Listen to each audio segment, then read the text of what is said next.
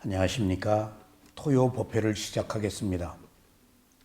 오늘 교재는 사념처 명상의 세계 273쪽입니다.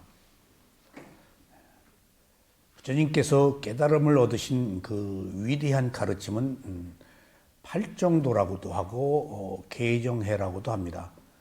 근데 그것을 실천하는 방법이 사념처입니다. 네 가지 알아차림을 확립하는 수행.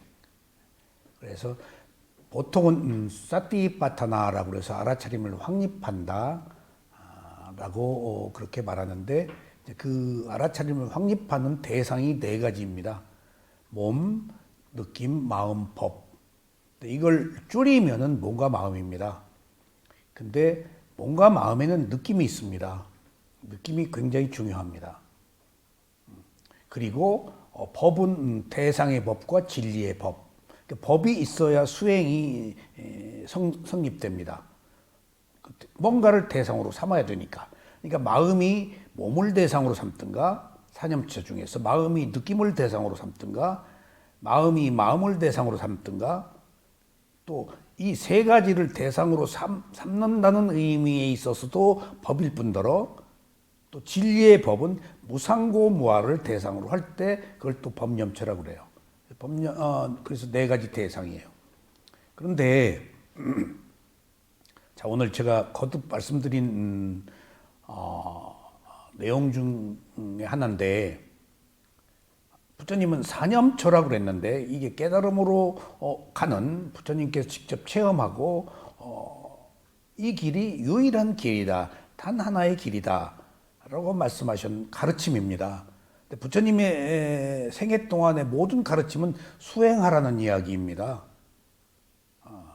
그래서 열반에 이르라는 이야기입니다. 그게 전부입니다. 근데 열반은 말씀하지 않으십니다. 결과니까. 그리고 열반을 이야기하면 태어나지 않기 때문에 이 수행 누가 안 합니다. 아직 태어나지 않을 만한 괴로움에 대한 지혜가 성숙되지 않았기 때문에 열반 얘기는 뺍니다. 그러니까 그 계율도 가장 중요한 도덕적 덕목이지만 사람들이 싫어하기 때문에 알아차림이라는 말로 계율을 대신합니다. 그래서 부처님의 가르침이 지금 최고의 스승이 우리들의 그 마음을 헤아리고 알맞게 다 법을 펴니다. 그래서 그 부처님이 한 얘기가 곧이곧대로 다 드러나 있는 건 아니에요. 그렇게 말씀하실 만한 배경과 이유가 있어요. 그러면 사념처라고 말했을 때 부처님은 사티파타나라고만 했습니다. 근데 그것을 우리는 사마타다 위파사나다로 구별을 합니다. 근데 그 사티파타나 수타, 사념처 안에 사마타다 위파사나라는 얘기는 단 한 소리도 없어요. 우리가 자꾸 교학적으로 구별하면 안 돼요. 사마타 할 수도 있고 위파사나 할 수도 있고 스승에 따라서 이제 지도를 받습니다. 근데 왜 사마타다 위파사나다를 구별하지 않아야 되는 이유를 하지 말아야 되기 때문에 부처님이 거기다 그 얘기를 안 하신 거예요. 부처님이 얘기 안 하셨으면 그럴 만한 이유가 있어요. 그런데 어떻게 은유적으로 말씀을 하셨는가 하면 드러나는 있어요. 사념처를 말씀하실 때 어느 경우에는 사티 사마디 알아차림과 집중이라는 얘기를 하세요. 사티 사마디, 그것은 선정수행이에요. 사티 사마디라고 했을 때는. 근데 사마타라는 얘기 안 해요. 사티 사마디라고 그러세요. 근데 그 사마디가 근접 집중에 의한 근본 집중이에요. 근데 위파사나를 말씀하시, 거의 사념처가 이제 그 사마타 수행 40가지는 청정도론에서 방대하게 밝혀져 있지만은 사념처 수행에서는 아나파나사티, 이거. 그 다음에 한두 개밖에 없어요. 그 사티 사마디가. 나머지는 전부 사티 삼빠잔나예요. 삼빠잔나가 지혜예요. 그러니까 알아차림과 집중은 선정이고, 알아차림과 삼빠잔냐, 지혜는 위파사나예요. 그러니까 위파사나라는 말이 무상고무아라는 말 뜻 있어요. 의역을 하면은. 그러니까 그건 지혜예요. 출세간의 지혜. 이렇게 살아있는 생명이 가지고 있는 특성이에요. 그게 무상고부화가 그 이상 더 없어요. 어떤 그 현상계의 생명의 질서야 변한다. 그러니까 태어나서 죽잖아. 그 존재하려면 괴롭잖아. 그다음에 내 마음대로 안 되잖아. 그게 무상고부화예요. 지극히 당연한 건데 우리는 그것이 아닌 것을 끊임없이 바라기 때문에 이제 괴로운 거예요. 자, 보세요. 그러면은 여기서 이제 사념초에서 느낌이 나왔죠? 몸과 마음인데 느낌을 알아차리라고 드러낸 거예요, 부처님이. 그러면은 사티 사마디는 반드시 몸과 마음이 아니어도 돼요. 그것을 니미타 표상으로 대상과 하나가 되어서 집중하면 선정의 고요함을 얻어요. 그러면 색계, 무색계, 선정의 세계에서 태어나요. 지금도 선정을 닦으면 죽어서 선정의 세계에서 태어나요. 근데 위파사나는 색계, 무색계를 뛰어넘어서 열반에 들어가기 때문에 다시 태어나지 않는 해탈의 자유를 누려요. 그것은 사티 삼빠잔나라고 그래요. 근데 사티 삼빠잔나를 얻기 위해서 네 가지 대상을 알아차려야 되는데 반드시 느낌 보는 수행을 해야 돼요. 그래서 수념처를 드러낸 거예요. 지혜 수행에서. 그럼 사티 사마디는 뭐가 됐든지 편만한 대상, 어떤 대상이든지 가득 대상과 일치, 그걸 편만하다고 그래요. 빈틈이 있으면 안 돼요. 완벽하게 밀착해서 하나가 되면 선정의 고요함이 있어요. 근데 그것은 번뇌를 억누르는 거예요. 번뇌가 해결된 거 아니에요. 잔재는 있어요. 탐진치가 있어요. 탐진치를 억눌러요. 그래서 선정에서는 폭발력이 있어요. 어떤 신통한 힘도 있고 뭐가 보이기도 하고 억눌러가지고 어떤 특별한 힘을 키워요. 선정의 힘은. 그러니까 그게 뭐가 보여요. 전생이 보이고 뭐 내생이 뭐 미래가 보이고 뭐 그 사람은 고뇌가 보이고 이건 그 어떤 그 능력이에요. 초능력. 막 억눌러 가지고 고요함이 생기니까 이제 그런 쪽에 힘이 생기는 거예요. 지식이에요. 근데 이 지식의 힘이 바르게 쓰지 못하면 위험해요. 바르게 쓰지 못하면. 그래서 선정에서 가장 주의해야 될 게 겸손하라예요. 선정에서. 선정에서 겸손하지 못하면 내가 힘이 있다 해가지고 사교로 빠지거나 이단이 돼버려요. 뭐가 보여. 그럼 보여서 얘기해주면 쾌감이 있어요. 사람이. 남의 미래 아는 게 괴로움인데 그걸 미래를 이야기해 준 사람이 그 사람의 생사 여탈권을 쥐고 있는 것처럼 그 사람이 자기 미래를 얘기해 주면 꼼짝 못 하잖아요. 그럼 뭐 요구하는 거 다 갖다 바칠 수도 있지 않겠어요? 굉장히 이쪽에서 쾌감을 느껴요. 근데 그것이 위험하다는 거예요. 지식의 힘, 선정의 힘이. 선정에서는 겸손하라. 그래요. 왜냐하면 그 오만 때문에. 그래서 이제 사마타 수행을 사마타라고 하지 않는데 부처님이 사티 사마디라고 한 그 이유를 이제 크게 구별하지 않으셨다. 왜냐하면 선정했다가 위파사나 했다, 선정했다 왔다 갔다 하는 거예요 이게.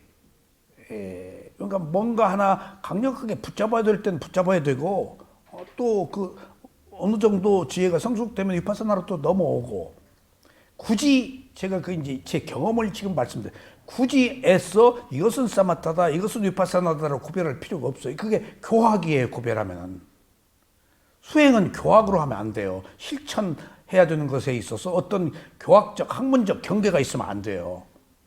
이게 굉장히 어려운 문제예요. 예를 들어 봅시다. 우리가 가장 수행에 중요한 덕목 5가지 중에서 5근이잖아요.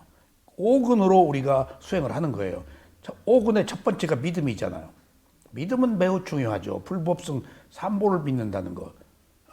근데 믿음을 많이 가지면 안 돼. 맹신이 돼요. 그러니까 믿음의 그 어떤 중도, 그게 위파사나예요. 그럼 노력이 가장 위험한 게 뭘까요? 노력이 위험한 게 노력을 집착하는 거예요. 그러면 노력이 아니고 그것은 그 뭐 들떠버리는 거예요, 사람이. 그 열정이 돼버려요, 노력이. 그러니까 가장 중요한 믿음도 적절해야 되고, 노력도 적절해야 된다고요. 집중도 적절해야 돼요. 그리고 지혜도 적절해야 돼요. 지혜가 많으면 간교해져요. 그러니까 이것을 지금 바꾸어 얘기하면 부처님이 그런 믿음도 중요하고 노력도 중요하고 집중도 중요하고 지혜도 중요한데 이게 중요하다 라고 말하면서 계속 이것의 필요성을 강조하면 넘쳐버리기 때문에 사마타 수행에서 깊게 들어가 버리기 때문에 거기서 부처님이 위파사나라는 그 소위 말하면 지혜라는 그 있는 그대로 알아차림 사띠를 계속 앞에다 넣는 거예요. 사띠가 균형을 이루어줘요. 알아차림이. 그래서 5가지 중에 알아차림 하나만은 아무리 많아도 부족해요. 다다익선이에요. 다 다른 것은 많으면 안 돼요. 부족해도 안 되고. 알아차림은 아무리 많아도 부족해요. 깨어있는 각성된 상태이기 때문에. 그래서 부처님의 가르침이 다 사티 사마디에서도 알아차림과 집중도 사티가 알아차림이 들어가죠. 그 다음에 위파사나 수행에도 사티 삼파잔냐 알아차림과 지혜 4가지 지혜가 있잖아요. 그것도 알아차림이 있어서 균형을 이루게 하는 거예요. 자, 그러면은 이제 사마타다 위파사나다라고 하지 않고 대신 사티 사마디라고 하는데 부처님이 왜 사티 사마디라고만 하고 사티 삼파잔나라고만 하고 사마타 위파사나라고 말하지 않았는가에 대해서 제가 질문을 받았어요. 그러니까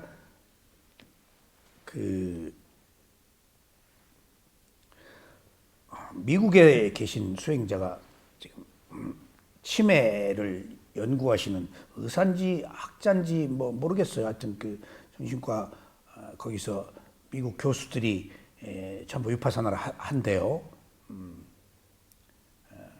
근데 내가 미국 교수들이 위파사나를 한다는 얘기를 듣고 일면 그 이해가 간 것이 미국은 빅구가 가서 전법을 펴기가 어려워요.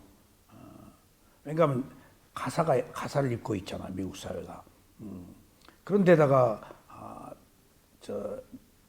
미얀마 빅구들은 철저히 5개를 비구 227개를 지키기 때문에 돈을 손대지 않는 문제에서부터 5불씩 그게 철저하거든요. 12시에 되면 안 먹어버리니까 굉장히 그 사회 속에서 살기가 어려워요. 먹는 게 중요해요. 거기 또 걸식할 수도 없잖아요. 누군가 시봉으로 먹는데 그 문화 속에서 아침 새벽 5시에 그리고 그 오전에 10시 반에 시작하거든요. 그걸로 식당도 10시 반에 밥을 주는 데가 없어요. 지금 24시간 하는 데만 그냥 가서 먹게 할 수도 없잖아요. 드시게. 뭔가 완전 제가 한국에서 얼마나 고통을 겪었는지 몰라요. 그 시간에는 음식 준비하는 시간이지 주는 데가 없어요. 좀 괜찮은 식당은. 특별히 교섭해서 특별히 부탁해서 몇몇 식당을 뚫어가지고 하는데 얼마나 고통을 막 티박 놔야 가서 먹으면 지금 뭐 어느 때인데 지금 점심이냐. 그게 문화의 차이예요. 그래서 지금 그 미국 그 질문하신 분이 그래서 제가 이 말씀 장황하게 이렇게 사티 사마디와 사티 삼파잔나에 대해서 말씀을 드리는 거예요. 그러니까 그 사마타다 위파사나다라고 하지 않는 이유가 이런 함정에 빠지기 때문에 부처님이 하지 않았을 수도 있어요. 뭔가 부처님이 안 하셨다면 이유가 있는 거예요. 자, 질문이 있어요. 이분이 저한테 찌따 누파사나 마음 보는 수행에 대해서 굉장히 많은 질문을 했어요. 미국은 교수들이 다 위파사나를 한대요. 제가 지금 이끌고 있어요. 수행은 빅구가 못 이끌어요. 사회가 그러니까. 그래서 미래의 사회는 종교의 시대가 아니고 명상의 시대라고 이제 말하는데 물질 문명이 이제 발달되니까 지식은 많아지는데 지혜가 없으니까 지식은 힘을 잘못 써서 의식이 피폐해지잖아요. 그러니까 정신을 맑게 하는 종교가 아닌 메디테이션, 마음을 개발하는 수행이 바야흐로 인류사적으로 필요한 시대가 왔어요. 지금 종교는 옳다 그러다 편을 가르고 맹목적이고 지금 신이 없는 건 사람들이 알거든요. 이미. 그러니까 이제 신의 문제를 떠나서 한 인간의 내면의 평화, 고요함이 자기 괴로움을 해결해 준다는 것들에 대해서 이제 갈구들을 해요. 먹고 사는 게 해결되니까. 이 질문이 마시 수행법은 대상에 집중하고 밀착하게 가르치잖아요. 그런데 위파사나의 뜻은 위는 분리하다. 위에서 파사나는 지속적으로 관찰하다. 내가 이제 이거 한 얘기예요. 위를 분리라고 여기서 말하진 않았어요. 제가 처음으로 말했어요. 위가 분리다. 대상을 집중해서 밀착하는 게 위파사나인지, 그러니까 위는 분리하다, 파사나는 지속적으로 알아차리다. 근데 대상을 집중해서 밀착하는 게 위파사나인가요? 그러니까 여기서 이제 뭐가 문제인가 하면은 대상을 집중해서 집중은 뭐나 필요해요. 찰나 집중이든지 그 근본 집중이든지 밀착시킨다. 밀착시킨다. 뭐든지 밀착시키는 것은 똑같아요. 근데 무엇을 밀착시키느냐, 뭐를 집중하느냐 하는 문제예요. 근본 집중을 하면은 사마타예요. 근데 여기서 이 집중이 찰나 집중이어야 돼요. 대상과 하나가 되는 집중을 하면 안 돼요. 대상을 놓고 보는 집중이어야 돼요. 그게 위예요. 근데 여기서 제가 지금 드리고자 하는 말씀은 이 맥락이 굉장히 중요해요. 위파사나란 말을 교학적으로 이해하면 안 돼요. 위가 분리잖아요. 파사나가 계속해서 알아차린다. 아누파사나라고 그래서 계속해서 알아차린다는 뜻이에요. 계속해서 알아차린 뭐야? 집중이야. 근데 그 집중의 결과가 뭐지? 지혜야. 파사나가 지혜를 의미해요. 뜻은 계속해서 알아차린다는 거예요. 그 파사나를 사전을 찾아보면 아누파사나라고 써있어요. 그 뜻이 계속해서 알아차리는 거예요. 계속해 통찰한다. 그럼 그게 지혜야. 결과론적으로 지혜예요. 의역을 하면은. 근데 잘 보세요. 위파사나는 분리해서 알아차린다. 이 분리가 객관화해서 알아차린다. 다르게 알아차린다. 똑같지 않게 알아차린다. 그러니까 보여지는 대상과 보는 마음이 다르다. 몸에 있는 것을 몸의 영역이라고 그러고 마음이 그것을 탁 붙지 않고 떨어져서 알아차린다 하는 의미예요. 근데 이게 가능한가? 불가능해요. 여러분들 수행할 때. 붙냐 붙지 않냐라는 것을 구별하는 님은 누구도 없어요. 어떻게 있어요? 여지껏 붙지 않고 해본 적이 없는데. 이게 밀착하지 않는다? 어떻게 밀착을 하냐? 갖다 붙여야지. 근데 어떻게 붙이느냐 하는 문제에 있어서 이제 그 집중, 근본 집중이냐 찰나 집중이냐로 갖다 붙이는 거예요. 강력하게 밀착하는 것은 똑같아요. 위파사나도 건성으로 하면 안 돼요. 갖다 붙여야 돼요. 보는 둥 마는 둥 하면 안 돼요. 정확히 봐야 돼요. 그러니까 그런 건 다른 건 똑같아요. 근데 지금 여기서 위파사나라는 단어에 빠진다면은 분리해서 알아차린다. 몸에 있는 호흡을 마음이 분리해서 알아차린다. 몸의 호흡은 물질적 영역이고 그것을 아는 마음은 정신적 영역이다라는 것을 제가 이론으로 여기서 설명을 해요. 근데 이론이지 실제로는 몸에 있는 현상을 마음이 분리해서 알아차릴 수가 없어요. 언제 분리해봤냐고요. 보다 보면 되는 거예요, 이게. 근데 여기서 이론으로 분리인데 그 분리가 뭐냐라고 그러면 곤란해요, 그 얘기는. 무조건 봐야 돼요. 그래서 사마타다, 위파사나다로 구별하면 안 되는 거예요. 보다 보면은 이제 하나의 현상이, 집중력이 생겨서 이제 호흡이라는 대상과 그것을 아는 마음이 어느 순간 자연스럽게 분리가 되는 것이지, 처음부터 잡기도 힘든데 어떻게 분리를 해. 호흡 보기도 힘든데, 서너 번 보기도 힘든데 분리고 뭐고가 어딨어. 서너 번 보기도 힘든데 위파사나를 어떻게 하냐고요. 힘든 거예요. 그래서 이 질문을 받고 제가 또 정리를 한 거예요. 지금 제가 말씀드리는 것은 이 질문에 대해서 제 나름대로 답변이 생기면서 수행에 대한 전체적 이해가 이론으로 하면 안 되는 이유가 거기 있구나. 부처님이 사마타다 위파사나다로 크게 구별하지 않으시는 이유도 위파사나가 분리하는 거라고 몸을 보면서 몸과 마음을 자꾸 분리하려고 그러면 안 돼요. 수행을 집중력이 생기질 않아요. 맥없이 봐야 돼요. 보다가 보면은 어느 시기에 분리가 되는 거다고요. 이건 체험이에요, 우리. 수행을 도식적으로, 이론적으로 분리다, 객관하다 라고 하면 그 수행은 교학이지 수행이 아니에요. 수행은 그런 걸 뛰어넘는 거예요. 꽝 잡는 게 매라고요. 뭐든지 해야 돼요. 그게 사마타가 됐든지 위파사나가 됐든지 뭐든지 알아차려야 돼요. 그러다가 보면 어떤 조건이 성숙돼. 그래서 스승의 인터뷰가 필요한 거예요. 그때 어떻게 할 것이냐, 계속 볼 거냐, 좀 어떻게 던져놓고 볼 거냐. 그래서 툭 던져놓고 봐라, 지켜봐라 라는 얘기가 나중에 나와요. 나도 모르게 툭 던져놓고 보는 힘이 생겨요, 나중에. 그게 이제 분리예요. 그때 지혜가 나요. 보자마자 어떻게 무상고모화의 지혜가 나냐고요.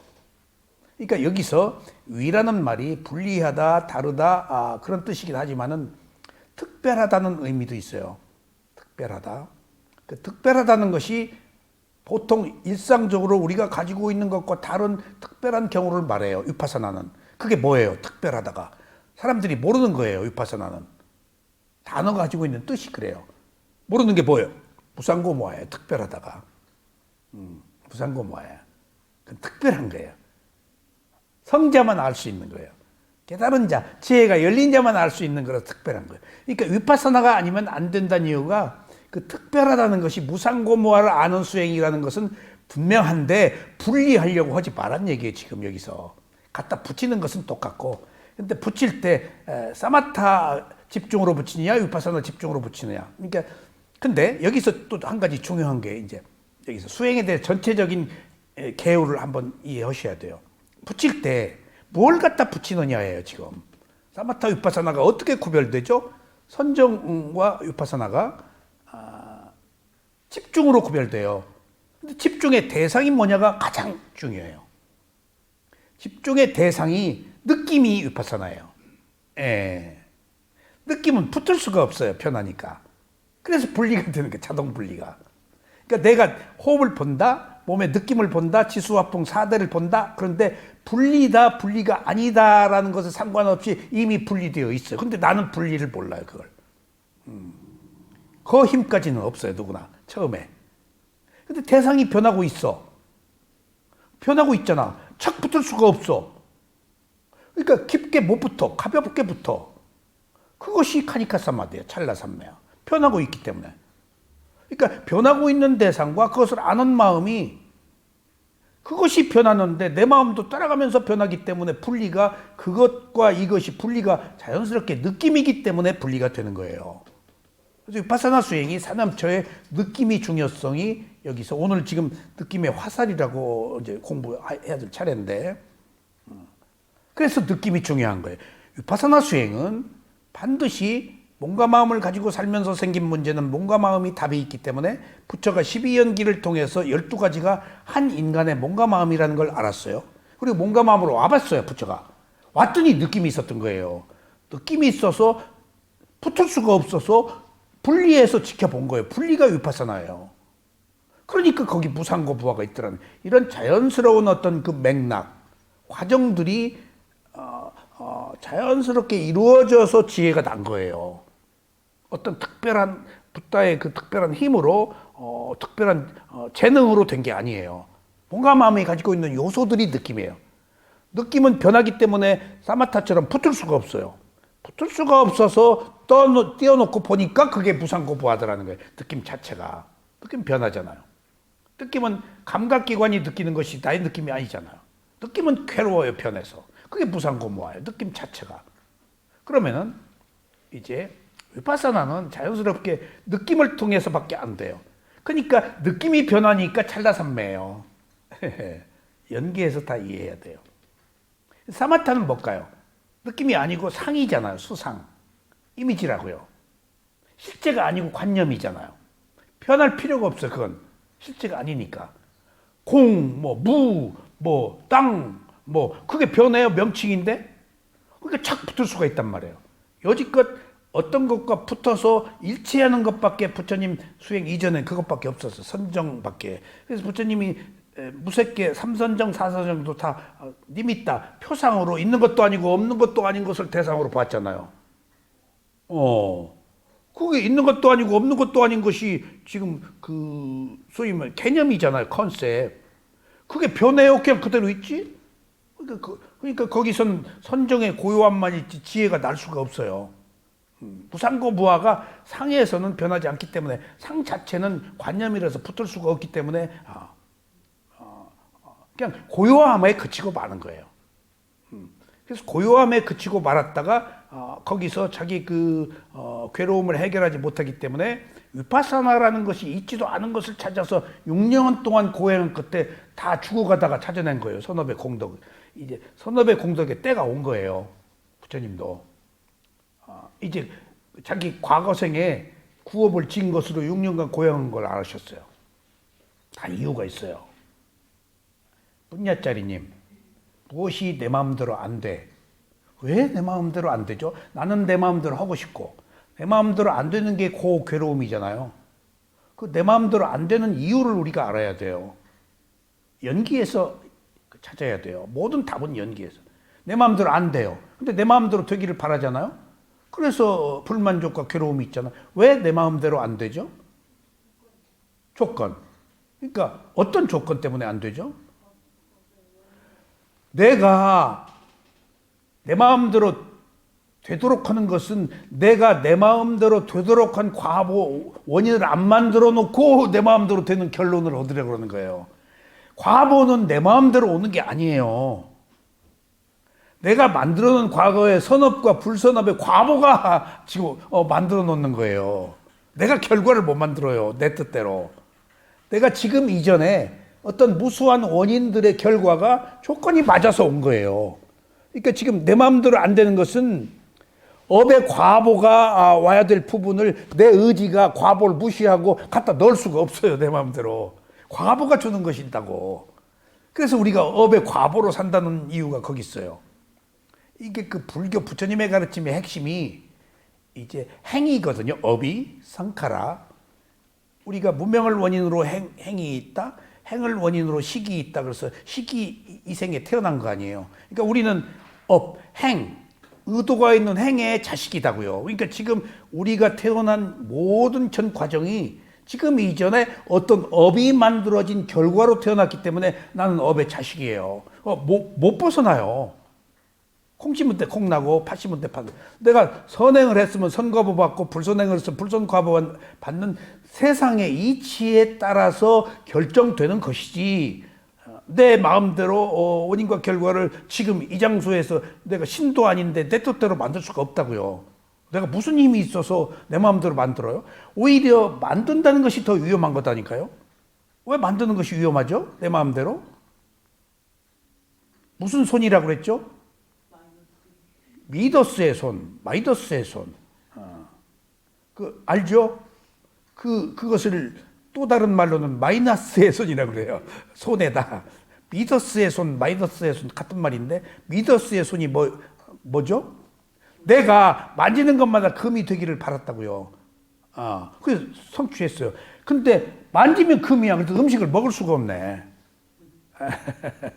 그게 손해야. 그러니까 내가 바라는 것이 내 마음대로 되면은 그 순간 나는 오만의 극치예요. 내가 신이야. 오만 방자해서 나는 이미 그때부터 내 삶을 바르게 살 수가 없어요. 내가 천지를 창조하고 온갖 허구의 세계를 만들어내서 그 삶의 끝이 어떻겠어요? 행복하겠어요? 행복하겠냐고. 그러니까 우리가 내 마음대로 안 되는 것이 다행인 줄 알아요. 그러면 다소곳하잖아요. 아이고 잘못했습니다. 그러니까 지금 우리는 무한도전으로 내 업의 과보가 와서 결정할 것을 지금 이 장소에서 원인은 안 반으로도 그 결과를 얻는 것이 지금 이게 그 일종의 사기성이 있는 거예요. 지금 노력은 안 하고 결과를 바라는. 그러니까 이게 부처님의 가르침으로는 현실적이지 못하다는 거예요. 근데 부처님의 가르침은 하나같이 다 현실적이고 과학이에요. 증명할 수 있고. 사물의 이치에 어긋남이 없어요. 부처님의 가르침은. 뭐 누구 뭐 천지창조 뭐 하는 하느님이 어떻게 내 업에 개입해요? 하느님이 항상하다, 변하지 않는다. 원래 하느님은 그러면 누가 만들었어요? 원래 있었다? 이건 논리적으로 성립이 안 돼요. 어떤 조건들이 있었다. 근데 조건은 조건에 의해서 소멸된다. 반드시. 조건에 의해서 일어난 것은 조건에 의해서 소멸된다는 게 무상하다는 거예요. 영원히 그대로 있는 건 없다는 거예요. 영원히 그대로 있을 수가 없어요. 근데 그건 상상이지. 영원히. 그것을 아트만, 항상이라고 하는데 힌두교 교리예요. 그것이 우리들한테 참나, 주인공, 지나 그런 것으로 들어왔어요. 아트만이. 부처님은 무상이라고 그랬어요. 무상의 지금 그러니까 모택동 사상이 그 뒤에 모택동이가 그 사회주의 운동 받아들이면서 변하는 것은 변하지 않는다라는 이론을 불교 이론을 받아들인 것 같아. 모택동이 책에 고려대학교에서 모택동 사상을 연구했는데 그 책에 이거 모택동이 상당하네. 내가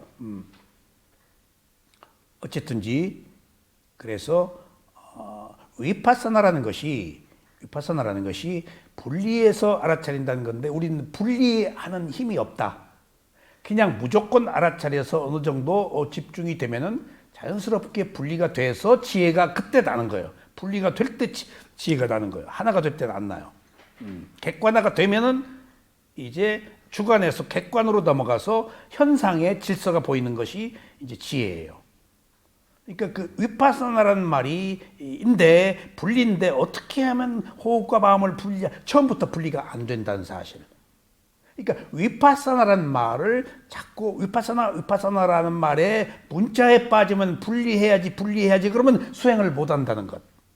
뭐가 됐든지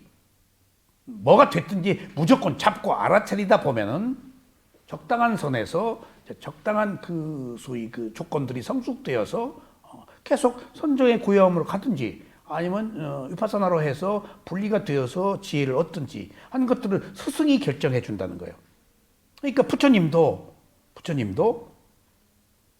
위파사나를 지도하는 스승이 없었으니까 6년간 고행한 거예요. 근데 사마타는 지도해 주어서 공무변처, 공무변처, 비상, 비비상처, 삼선정, 사선정까지 갔잖아요. 지도 안 받았으면 못 가요. 지도 받아서 가는 거예요. 의식이 바뀌는 세계는, 경험하지 않은 세계는. 이런 사람이 얘기해 줘서 가는 거예요. 하나 겹을 넘기가 어려워요. 근데 유일하게 넘을 수 있는 사람 붓다란 말이에요. 붓다는 스스로 깨달음을 얻은 자, 스승 없이 깨달음을 얻은 자인데 그 위파사나라는 것은 붓다만이 아는 지혜인데 붓다만이 찾아내는 진리예요. 근데 우리는 안 돼요. 성문은 들어야 돼요. 사리불목련존자도 한마디라도 들어야 돼요. 위파사나. 그냥 놓고 봐라. 뭐로 개입하냐. 그래서 제가 미얀마에서 7년, 마시에서 4년 하고 쇠오민에서 3년 할 때, 3년 됐을 때 쇠오민 사야도가 40번을 수행을 했더니 이익이 있었습니다. 근데 제가 몸보는 수행을 할 때보다 집중이 잘 안 됩니다. 라고 말씀드렸더니 그 스승이 바로 위파사나를 말씀하신 거예요. 너 뭐로 집중하려고 하느냐가 위파사나야.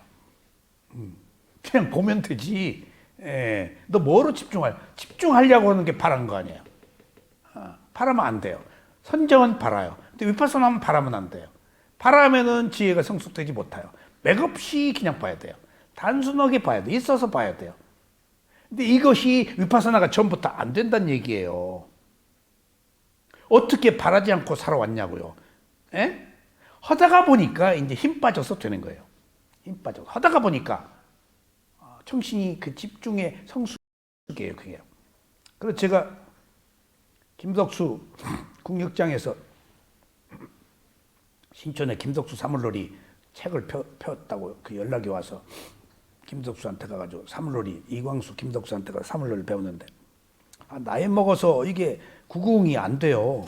꽹가리 겐지 2번 두드리는 게 장구도 구궁 이게 안 돼요. 이게 굉장한 습득 능력이 있어야 돼요. 그러니까 합주할 때 다 젊은 사람인데 나이는 나만 박이 삐는 거예요. 그러니까 턱수가 탁 짜려요. 이렇게 탁 짜리는 거 내가 이제 박이 삐니까 기분 나도 죄스러운데 탁 이렇게 짜리는데 그냥 바늘로 찌르는 것 같이 기분 나빠 죽겠더라고. 이놈의 인간이 그거 좀 짜리네. 예. 그래서 내가 한강가에 가서 그냥 꽹가리를 시끄러워서 어디 가서 못 치니까 그리고 집에서 방석을 놓고 이렇게 그 소파 방석을 2개 놓고 이제 퍽퍽 소리가 나니까 장구는 아파트에서 어떻게 쳐요? 시끄러워서 계속해서 쳤어요. 새벽에 한 3시쯤 되는데 뭔가가 조금 이상해서 이렇게 보니까 저희 집에서 이렇게 한심하게 쳐다보고 있는 거예요. 그래서 미안하다 하고 새벽 4시 되니까 구궁이 돼요. 구궁이. 이게 그때 만들어진 구궁이에요. 이게 쉽지 않아요. 해봐요. 안 돼, 이게. 구궁. 어? 그래, 해봤어? 이게, 예. 그러니까 안 돼. 근데 힘 빠지니까 되는 거야. 그러니까 그 힘 빠지는 시기가 있어야 분리가 되는 거야. 위파사나라는 게. 처음부터 위파사나를 하려고 그러면 안 돼.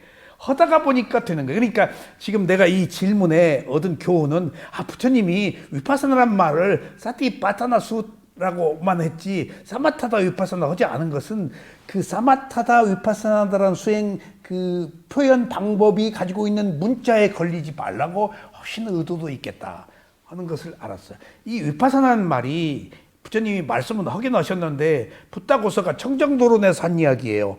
그러니까 그때부터 위파사나가 나온 거예요. 위파사나란 말을 부처님도 하셨는데 사티 쌈빠졌나라고 그랬지 위파사나라고는 안 했어요. 그러니까 어느 의미로 위파사나가 생겨한 거예요.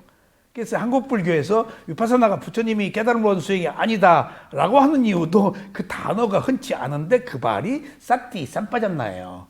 그러니까 지금 여기서 위파사나라는 뜻이 그렇게 중요하지 않다. 뭐든지 어떤 가르침을 따라서 하다가 보면은 자연스럽게 분리가 되어서 보인다, 느껴진다. 아셨죠? 그래서 교학과 수행이 다르다는 것. 자, 오늘 이제 273쪽 느낌의 화살입니다. 이 느낌은 공기와 같은 거라서 있지만 있는지 모릅니다. 마음이 모든 것을 아는데 마음이 있는지를 모르기 때문에 우리가 지금 마음의 영역을 모른단 말이에요. 느낀 것 같아요.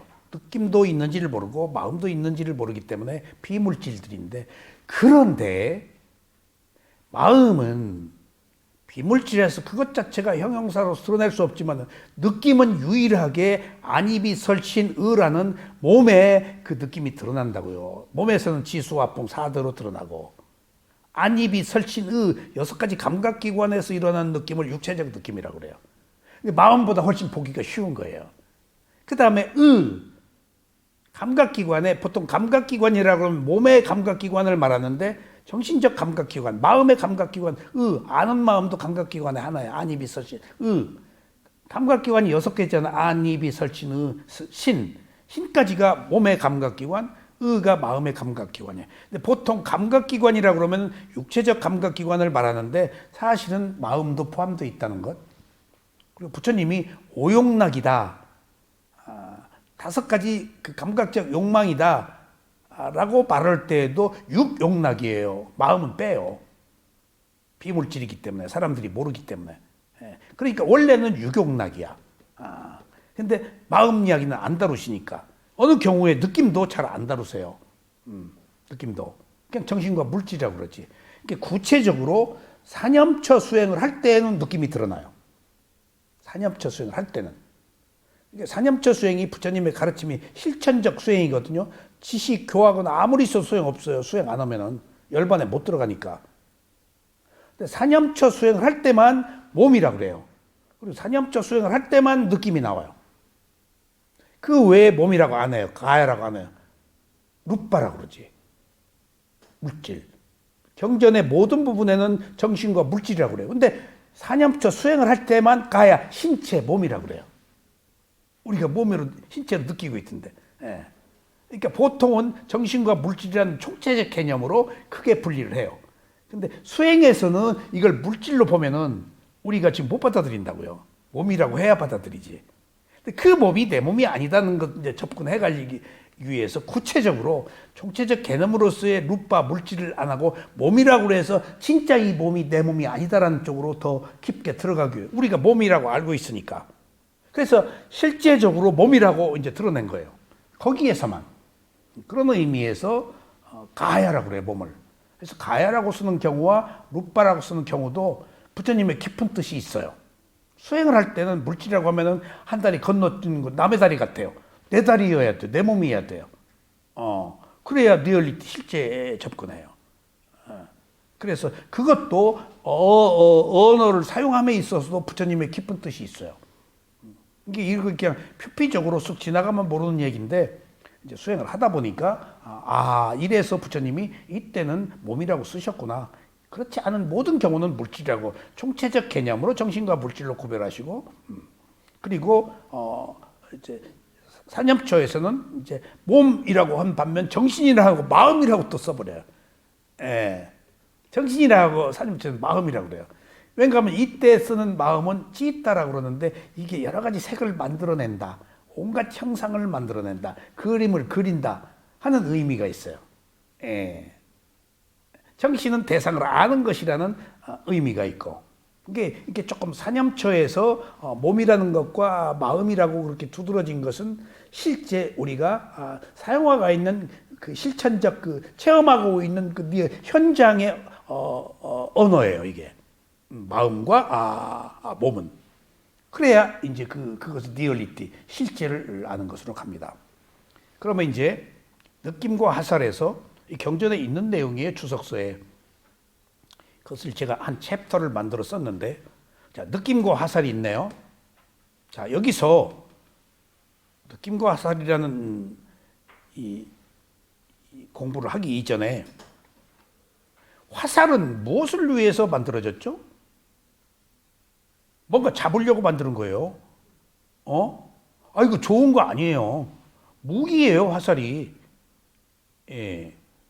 지금 세계적으로 전쟁이 일어나서 매우 혼란한데 유럽은 이미 그 나토와 그 유럽이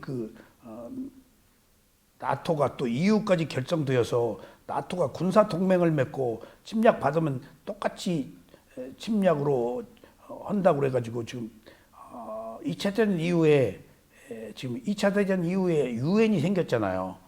그리고 유엔이 생기고 나서 일어난 전쟁이 6.25예요. 처음으로. 그래서 유엔이 생기고 나서 처음으로 유엔이 창설된 이후에 한국에 유엔 이름으로 파병을 했잖아요. 16개 나라가. 유엔이 만드는 옥동자예요. 그 이후에 유엔이 이렇게 성공한 예가 없어요. 유엔이 만들어지고. 한국이 성공한 케이스예요. 유엔이 파병을 했잖아요. 드라마예요, 이게. 그러면 5대 상임이사국이 동의를 해야 파병을 하잖아요.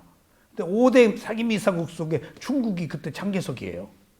그러니까 스탈린이 장개석한테 상임이사국 차치권을 주어라 하는데 미국 영국 불란서가 안 들었어요, 말을. 그러니까 스탈린이 계속 태클을 걸었어, 불만을.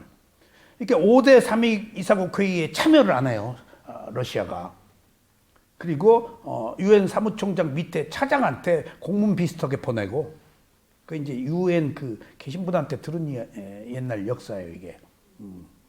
우리나라 해방 후에 선거를 누가 한 줄 아세요? 최초에 유엔이 와서 해줬어요. 우리는 선거라는 거 몰랐어요. 그때 유엔에서 한국 사람 와가지고 같이 한번 얘기. 그때 가장 깨끗한 선거였대. 선거가 뭔지를 몰라서 부정이 없었어. 고무신 주고 막걸리 주고 한 게 없었던 그때. 근데 5대 상임이사국 중에 소련이 상임 회의를 안 하니까 4대 상임이사국이 파병을 결정한 거예요. 그래서 지금 대만이 한국에 감정이 있는 이유가 거기 있어요. 우리가 대만 끊고 중국하고 교역했잖아요. 토요타 끊지 못 끊지 다 끊으니까 우리도 그러니까 배신한 것처럼 생각해요. 고만고만한 실력에 대만이나 우리나 싱가포르나 뭐 홍콩이나 네 개의 용이라고 그랬잖아요. 그런 소위 말하면 대만이 한국의 6.25 전쟁에 참여하도록 한 장개석이 공로가 있어요. 그러니까 파병한 거예요. 그래가지고 EU가 얘기가 좀 빗나갔습니다만은 그 이후에 이제 태평성대를 구가했잖아요. 그러니까 세계 최고의 전차를 만든 독일 전차가 지금 인력을 줄이고 기술자 줄이고 계속 군축하고 지금 무기를 만들 수가 없어요. 시설이 없어서, 인력이 없어서. 그러니까 한국은 계약하면 우리가 폴란드 3개월 만에 몇 개월 만에 6개월 만에 만들어주게 했는데 뭐 되지도 않아서 몇 달 그냥 막 갖다 그냥 단축해서 그냥 놀라는 거예요, 세계가. 폴란드도 미국 어디한테 무기를 구해도 몇 년 뒤에 받아요, 탱크를. 시스템이 돼 있지 않는 거야. 근데 거기에 우리는 적대적으로 남북이 대치돼 있기 때문에 늘 준비하고 있어서 때를 만난 거예요, 지금. 그러니까 지금 이제 한국에서 이제 지금 이 얘기가 화살이 무기잖아요. 무기를 만들기 위한 인력이 굉장히 필요한데 엄청나게 필요해요, 지금. 근데 하루아침에 안 되잖아요, 이게. 군수불자는. 근데 지금 내가 이 얘기를 하려고 그래요. 근데 무기를 만든 회사에서 한 가지 어려움이 있다라는 얘기가 들려와요. 뭐냐? 무기를 만든다는 것이 살생의 도구이기 때문에 꺼리는 사람도 있다. 그래서 그 사람 양심 있네. 그 사람 그런 문제도 있구나. 그러니까 여기 우리 선원에 나오시는 어떤 분 남편이 대전 어디 카이스트에서 무시무시한 물질을 만들었잖아요. 거의 70% 비공식으로 밝혀진 바에 의하면 상당히 만들었는데 미국이 딱 노하니까 해체돼 버렸잖아요. 그게 만들다가 자료 다 있습니다. 근데 늘 가족의 입장에서는 또 여기 수행하시는 분이 있어서 그게 무기인데 그러니까 무기를 만든다는 것이 계율에 어긋나거든. 이신매매 무기 이런 게 나와요. 근데 이제 의도의 문제이겠지만 살생을 하지 못하도록 방어하는 의미로서의 무기도 있는 거예요. 이제 의도가 중요한 거니까. 어쨌든지 지금 여기서 화살은 뭐냐고요. 제가 이 얘기를 하려고 그러는 거예요. 무기예요. 살생을 하는 거라고요. 짐승을 죽이고 파괴하는 거예요. 뭔가 악에 속해요. 근데 지금 느낌과 화살에서 느낌이 화살이 되어 가지고 지금 공격을 한다 이거야. 공격을. 응? 그러니까 선한 느낌이 아니지. 악한 느낌이지. 느낌도 선한 느낌과 악한 느낌이 있을 테니까. 선악이 있으니까. 여기서 느낌이 화살이라고 본다면은 이거 새로운 개념입니다, 여러분들. 화살은 어디다 쏘아요? 관역에다 쏘잖아요. 관역이 지금 뭐예요, 우리의 어리석음이에요. 관역이 없으면 화살을 못 쏴요. 뭐 허공에다 대고 뭐로 쏴요? 맞추기 위해 쏘는 거 아니에요. 뭘 맞춰? 어리석음에다가 어리석음의 화살을 쏘는 거예요, 지금.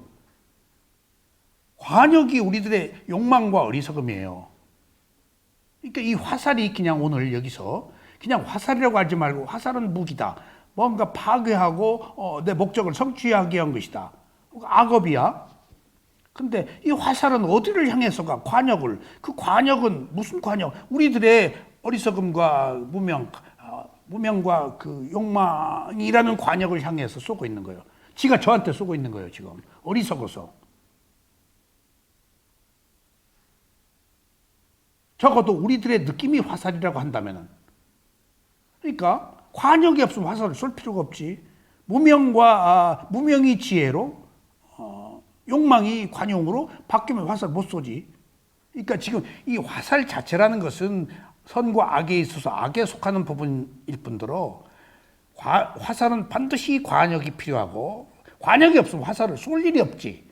그런 의미에서 화살이 갖는 의미, 이런 화살이 있는데 이런 화살을 쏘지 않으려면은 이런 화살을 쏘게 하는 그 표상인 관역을 우리가 없애기 위해서 이 화살의 의미를 알아야 되는 거예요. 지금 화살이 무엇이다 아셨죠?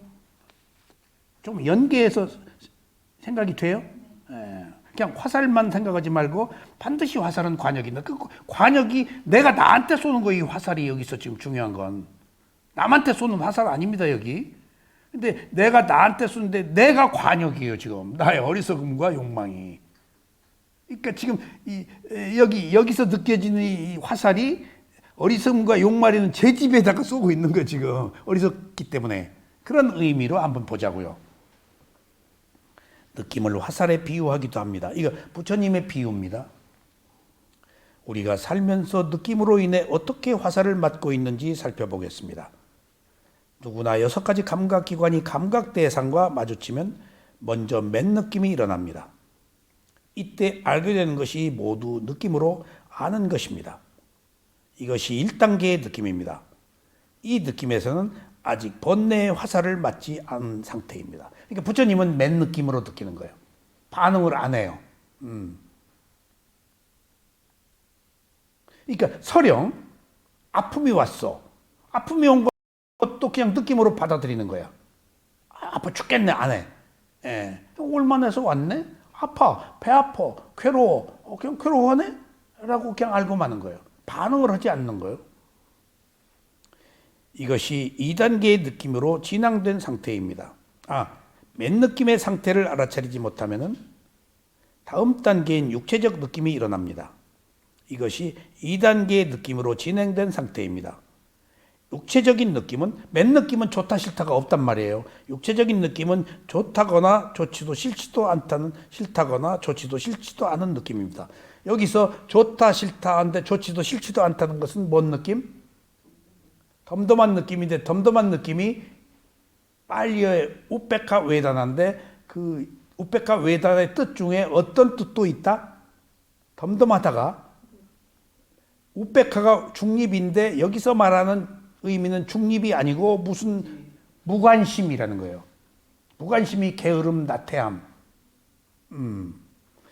우페카가 10가지 그 좋은, 우페카가 중도, 중립 다 좋은 이야기인데 느낌에서만 무관심이라서 악업에 속해요. 예, 느낌에서만. 예. 이 굉장히 어려운 얘기예요. 이게 덤덤한 느낌이 멍청이 같이 그냥 아이고 너나 해 하고 귀찮아하는 거예요. 그게. 이거 하자. 아유 너나 해. 너나 해. 라고 무관심한 상태.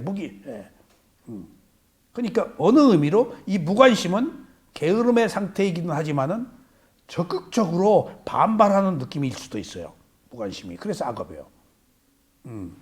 이게 이제 뿌냐짜리님한테 요새 신우님 잘 계셔? 물으면 뿌냐짜리님이 웃고 마는데 뿌냐짜리님이 이제 아유 나 몰라요. 생각도 안 해요. 신우. 생각도 안 나요. 그래 버리면 그 이제 무관심한 척하고 반응한 거예요. 그게. 그냥 씩 웃고 말하면은 그냥 그 약간 무관심일 수도 있어. 옳다 그러다 안 하니까. 근데 무관심한 것을 과장하면 그게 안 무관심이야. 적대적으로. 몰라요. 그러니까 몰라요. 나 생각도 안 해요. 라는 것은 생각이 더 강해진 거예요. 이게 안에 골마 있는 거예요, 지금. 그래서 신호 잘 계세요?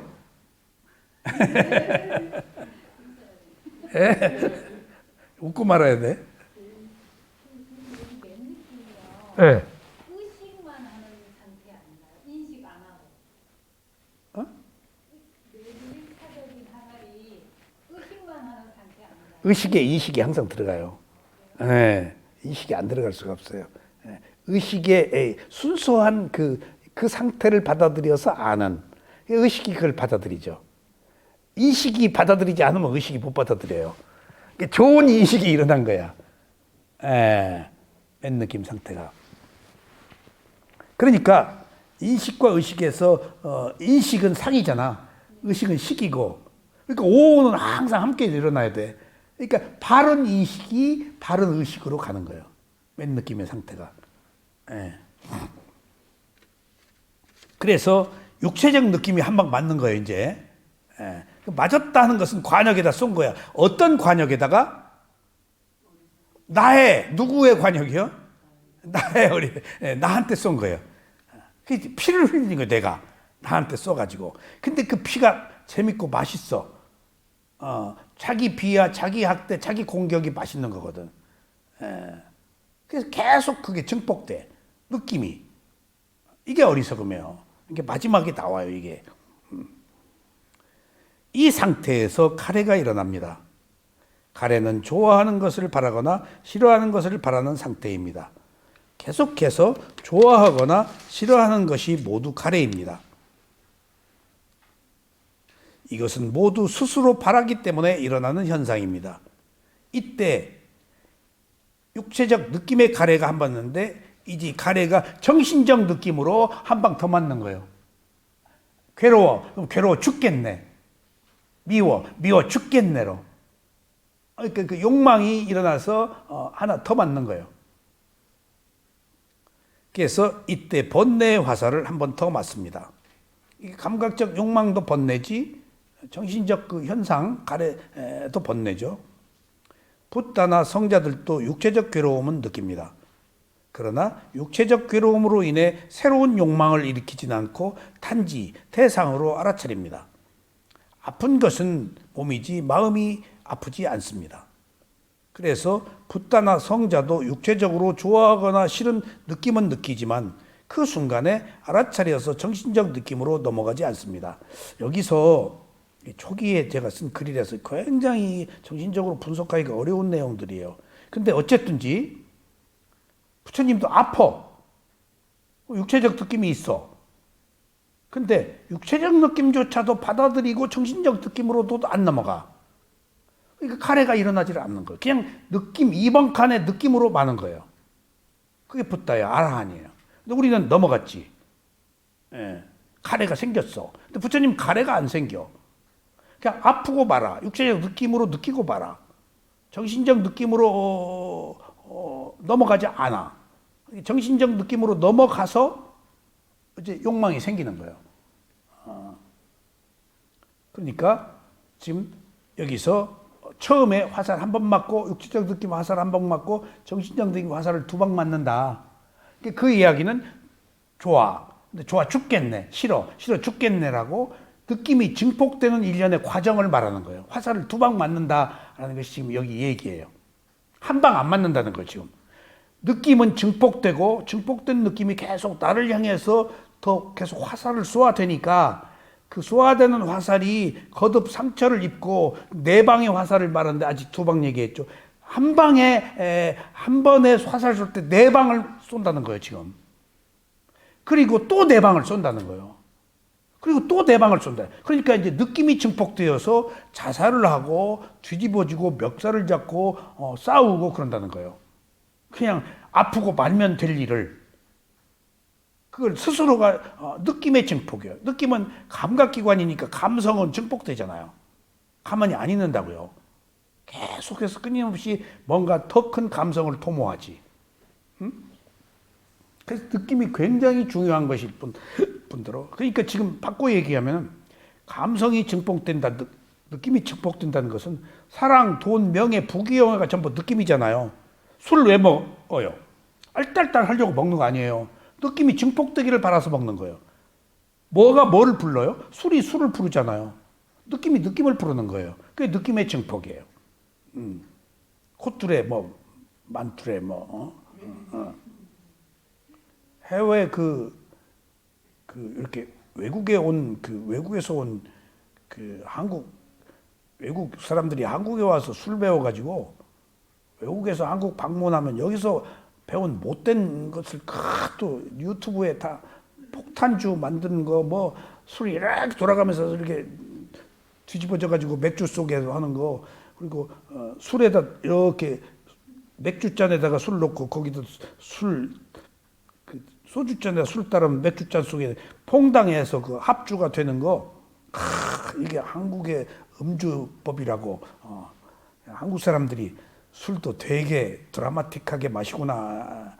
그러니까 그걸 자랑으로 이제 설명을 하더라고. 술이 술을 부르잖아요.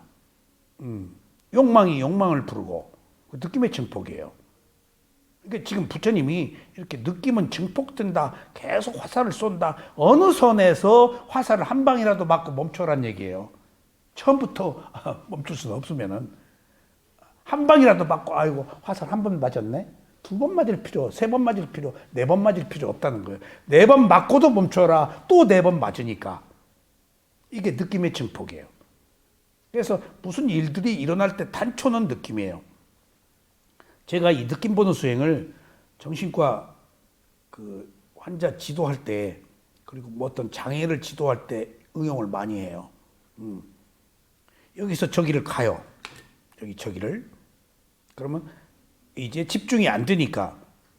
그러면 들어서 앞으로 놓음이 아니고 터치도 안 해요. 그런 힘이 없으니까 집중력.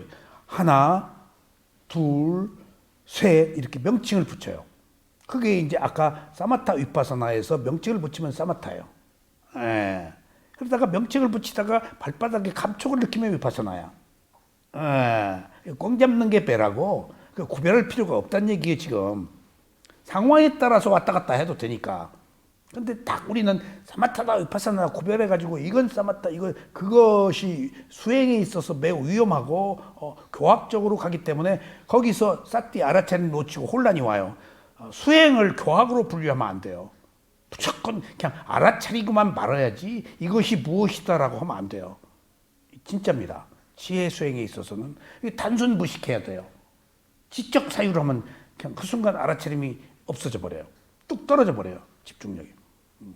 그러니까 하나, 둘, 셋. 근데 가만히 이렇게 보면요. 저기서 걸어가도록 하세요. 걸어가도록. 이제 그 틱장애에 있는 아이를 제가 잡아치도요. 하나, 둘, 셋. 가다가 다섯 해. 그 다음에 여덟 해버려요. 그럼 걔는 5가지밖에 집중력이 없어요. 그럼 5가지만 시켜요. 제가 계속. 5가지 가서 5, 그리고 또 하나, 둘, 셋, 5 안 넘어가요. 걔 5 하다가 8로 뛰어버려. 그러니까 걔는 5가지가 자기가 지금 한계인 것 같아. 그럼 그 5가지를 충실히 하도록 해서 되면은 이제 6을 하게 해요. 그러다가 5을 이렇게 할 때 계속 똑같이 하면은 5 가고 오른쪽으로 돌아서 또 5걸음. 이게 조금 변화를 주어서 흥미를 유발하도록. 뭐 그런 식으로 계속해서 집중력을 키우게 했어요, 제가. 집중력을. 집중의 문제거든, 이게. 그러니까 여기서도 지금 수행이 무조건 일종의 어느 선에 마음이 한 곳에 머물어서 의식이 변하지 않고 적응하도록 하는 게 집중이거든요. 그러면 이제 그 순간에 뭔가 들어오지 않아서 그 순간에 집중이 되면 마음이 고요해진다고요. 내가 커버할 수 있는 힘이에요. 이게 집중은 힘이다고요. 근데 그 집중이 지식이 힘이고 집중이 힘인데 그 힘이 남용되니까 지금 집중이 위험한 거예요. 허상 보고 못 보고 해서 사주 보고 못 보고 해서 그냥 봐주면 좋은데 뭔가 자기 의견이 들어가잖아요. 자기 의견이 들어가 버려요. 돈과 얽혀 있고 자기 감정이 들어가 버려요. 자기 생각이 들어가 버려요. 있는 그대로 보이는 대로 말하는 것도 아니에요. 더더군다나 어느 영매가 뭔가 영감을 할 때 그 영매가 바른 이야기를 또 안 해줘요. 아셨어요? 타화자재천이 부처님한테 유혹했다니까 수행하지 말라고.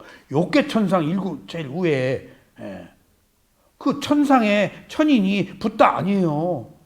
그냥 선한 일에서 거기 갔지 그 사람이 지혜 얻은 사람들 아니에요. 사람 유혹해요. 그리고 마라도 타화자재천이라고 그러잖아요. 사람도 어느 의미로 천신보다 사람의 지혜가 더 뛰어날 수 있어요. 그래서 천신들이 자꾸 여기 와서 사람들이 지혜가 진행되는 걸 지켜보는, 거긴 지혜가 개발이 안 되니까. 거긴 개발이 안 돼. 행복만 있기 때문에 괴로움이 없어서. 그러니까 인간들이 지혜가 고양되는 것을 이렇게 자꾸 관심 있게 본다고요, 지금. 자기들이 개발이 안 되니까. 그래서 부처님한테 와서 자꾸 질문하는 거예요. 근데 그 영매 천신들이 옳은 얘기 안 해줘요. 그리고 한두 명이 아니에요. 어느 그 샤만한테 뭐 얘기를 해주는 게 한 영이 여기저기 막 돌아요. 그러니까 헛소리 막 하는 거예요. 맞을 수도 있고 안 맞을 수도 있고 바르게 말할 수도 있고 바르지 않을 수도 있고 너무 믿지 마세요. 절대. 그렇게 해서 그런 것을 통해서 다 사람들이 사업하고 정치하고 뭐고 다 하거든요. 보통 사업하는 사람들이 그런 사람 한두 명 끼고 하는 줄 아세요? 그런 사람일수록 망해요. 거기에 의지하니까 자기 판단으로 해야 되는데 뭐 여자에 빠졌다든가 그다음에 정치 사업하다가 뭐 빠졌다든가 뭐에 빠졌든가 하는 사람은 얼마 못 가는 것을 내가 꾸준히 지켜봤어요. 제 주변에도 굉장히 돈 많고 뭐 선거 하여튼 돈을 가만히로 버는 사람들이 있었는데 근데 그 사람이 저와 인연이 닿아서 꼭 저한테 와서도 물어봐요. 저한테도 도움을 많이 줬어요. 그럼 내가 바르게 얘기해 주지. 근데 보는 사람이 몇이야? 그래서 내가 자꾸 그러지 마라. 그러지 마라. 그리고 이제 자꾸 그 바르게 인도를 했는데 나중에 미얀마 갔다 와서 저 미아리 어디 여성인력개발센터 정광모 회장이 좀 거기 가서 위파서나 지도해달라고 그래서 개인적으로 제가 그분을 알아가지고 갔는데 지하철 속에서 그 돈 많은 회장을 만났어. 무당 몇 때리고 사는 사람이 끼고 사는. 웬일이요? 그 사람이 지하철에서 만날 리가 없는데 자기 얘기하는데 쫄딱 마애가 쫙 김포 어디에 가 있다고. 그래서 여기 내가 수행 지도하고 있을 텐데 여기 오고 싶다고 그러는데 딱 자꾸 피했어요. 여자를 너무 밝혀요, 그 사람은 또. 여기 예쁜 여자들이 많기 때문에 사고 날까 봐서.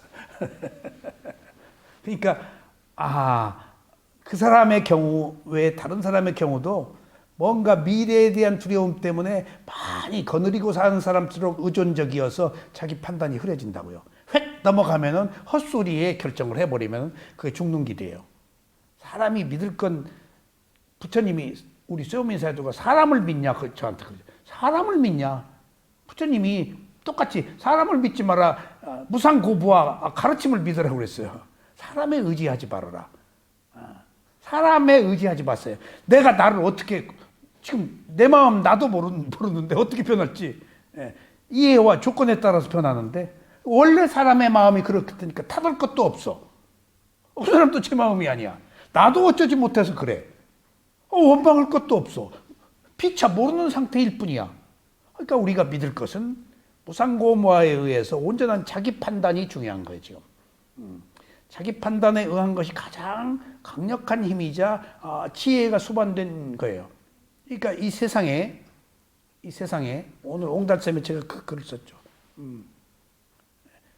이 세상에 지혜는 뭐라는 거예요? 오온에 속지 않는 게 지혜예요. 오온이 계속 속여요. 몸이 나를 속이고 내가 몸을 속여요. 내가 있다, 뭐 어쩌다 저쩌다 전부 속이고 있는 거예요, 지금. 헛것 보고. 그 지혜는 속지 않고 있는 그대로 보는 거예요, 지금. 있는 그대로 안 보고 뭔가 꾸며서 보고 기약하고 뭐 좋을 것이다, 뭐 어쩌고 것이다, 이거 하면 멋질 것이다라고 다 지금 내 몸이 마음에 속고 마음이 몸에 속아서 누가 얘기하더라도 내가 결정해서 하는 거 아니에요. 지금 내가 나를 속이고 있다고. 어리석음과 무아이기 때문에 남이 안 속여. 남이 얘기해도 내가 받아들이고 결정해서 속이는 거예요. 일례를 들면은 누군가 가수가 증권 해가지고 뭐 연합 세력으로 뭐 어쩌고 저쩌고 했는데 나도 피해자다. 근데 그 사람도 잃었어. 근데 더 많은 사람이 엄청난 돈을 잃었는데 자기 돈이 증권 그걸 뭐라 그래요? 무슨 세력. 거기 이용되었다면 자기도 피해를 입었지만은 그 돈으로 자기 돈으로 남도 피해를 주었다면은 그 세력에 자기가 동력을 제공한 거예요. 그 책임 있는 겁니다. 도덕적으로도. 그 가수 알죠? 누군지? 증권 하니까 잘하네. 30억? 60억? 남은 것은 몇 억도 안 돼? 예, 그게 다 믿고 맡기고 불려주겠다고 그래서 맡긴 거거든. 그 무당한테 의지한 거나 똑같아요. 무당한테 의지한 거나 똑같아요. 이게 뭔가 그 욕망에 이익에 눈이 멀은 거예요. 이익은 손해나는 게 이익입니다. 손해나는 게 물질적 이익이 손해나야 정신이 청정해져요. 지금 우리가 물질적 이익을 보려고 하는 것은 욕망이 어리석음이 충족되는 거예요. 지금 이익은 한정된 것을 원하지 않아요. 한정된 것보다 훨씬 더 많은 것을 원하잖아요. 그게 욕망이에요. 지금 우리가 이익을 얻으려 함에 있어서 지금 부처님은 중요한 얘기예요. 부처님은 무엇을 할 때 하지 말아라가 아니고 알아차려잖아. 1차적으로. 두 번째는 뭐라고요? 일어나고 사라지는 것이라고 얘기해요. 무상하다고. 근데 무상이라고 일어나고 사라지는 것이라고 이야기를 하시면서 또 부연하는 말씀이 있어요. 이익이 뭐가 이익인지를 봐라. 꼭 이익을 넣어요. 그래야 사람이 이익에 강해요. 손해라고 알아야 돼 이게. 근데 우리는 이익이라고 하는 것이 손해인지를 몰라요. 도덕적으로나 정신적으로나. 욕망은 이익을 받는데 그건 손해예요 이미. 결국은 증권하다가 망해요. 뭐 증권을 하지 말란 얘기가 아니고 원래 증권 자체는 없는 것을 부풀려서 뭐 자금을 모으려는 독일에서부터 생긴 거거든요. 정보를 터뜨려서 모아서 뭔가를 도모하려는 최초의 그런 것들에 이용되고 있는 거예요. 근데 이제 자본주의는 그 돈이 여기저기 몰려다니면서 이제 그 사회에 무리를 일으키니까 투자를 해서 뭐 부동산을 폭등시킨다든가 물가를 막 매점배석한다든가 하는 것이 가져오는 폐해 때문에 공개적으로 해가지고 공개적인 이익을 추구하도록 하는 것이 이제 상장이잖아요. 근데 그 뜻 자체는 늘 위험을 안고 있어요. 누군가의 세력에 의해서 그걸 어떻게 할 수가 없어요. 그것 자체가 그것을 위해서 만들어진 거예요. 최초로. 그런 그 힘 때문에. 그러니까 이익이 있단 말이에요. 그러니까 몰려들지. 근데 그 이익이 어느 특정한 세력에 의해서 이용될 가능성도 똑같이 있는 거예요. 비트코인이 대표적인 거예요. 비트코인이. 그러니까 그런 것들이 일확천금을 한다 하는 것이 이제 얼마나 많은 사람들이 젊은이들이 그것 때문에 목숨 끊고 이혼하고 그러니까 부처님이 그런 의미에서 무엇이 이익인지 꼭 이익과 손실을 얘기하세요. 무엇이 이익인지 봐라. 근데 거기서 이익과 손실이 물질적 이익은 손실이에요. 정신적 이익을 이익이라고 봐야 돼요, 우리는. 그것을 얻음으로써 내가 고요해지고 청정한 것. 근데 물질적 이익은 내 마음이 청정할 수가 없어요. 더 큰 것을 원하는 욕망에 휩쓸려 버려. 파도에 이미 넘어가 버린 거예요. 그러니까 좀 조심해요. 하더라도 알맞게. 예? 달렸어. 약밥이네. 잘 날렸네.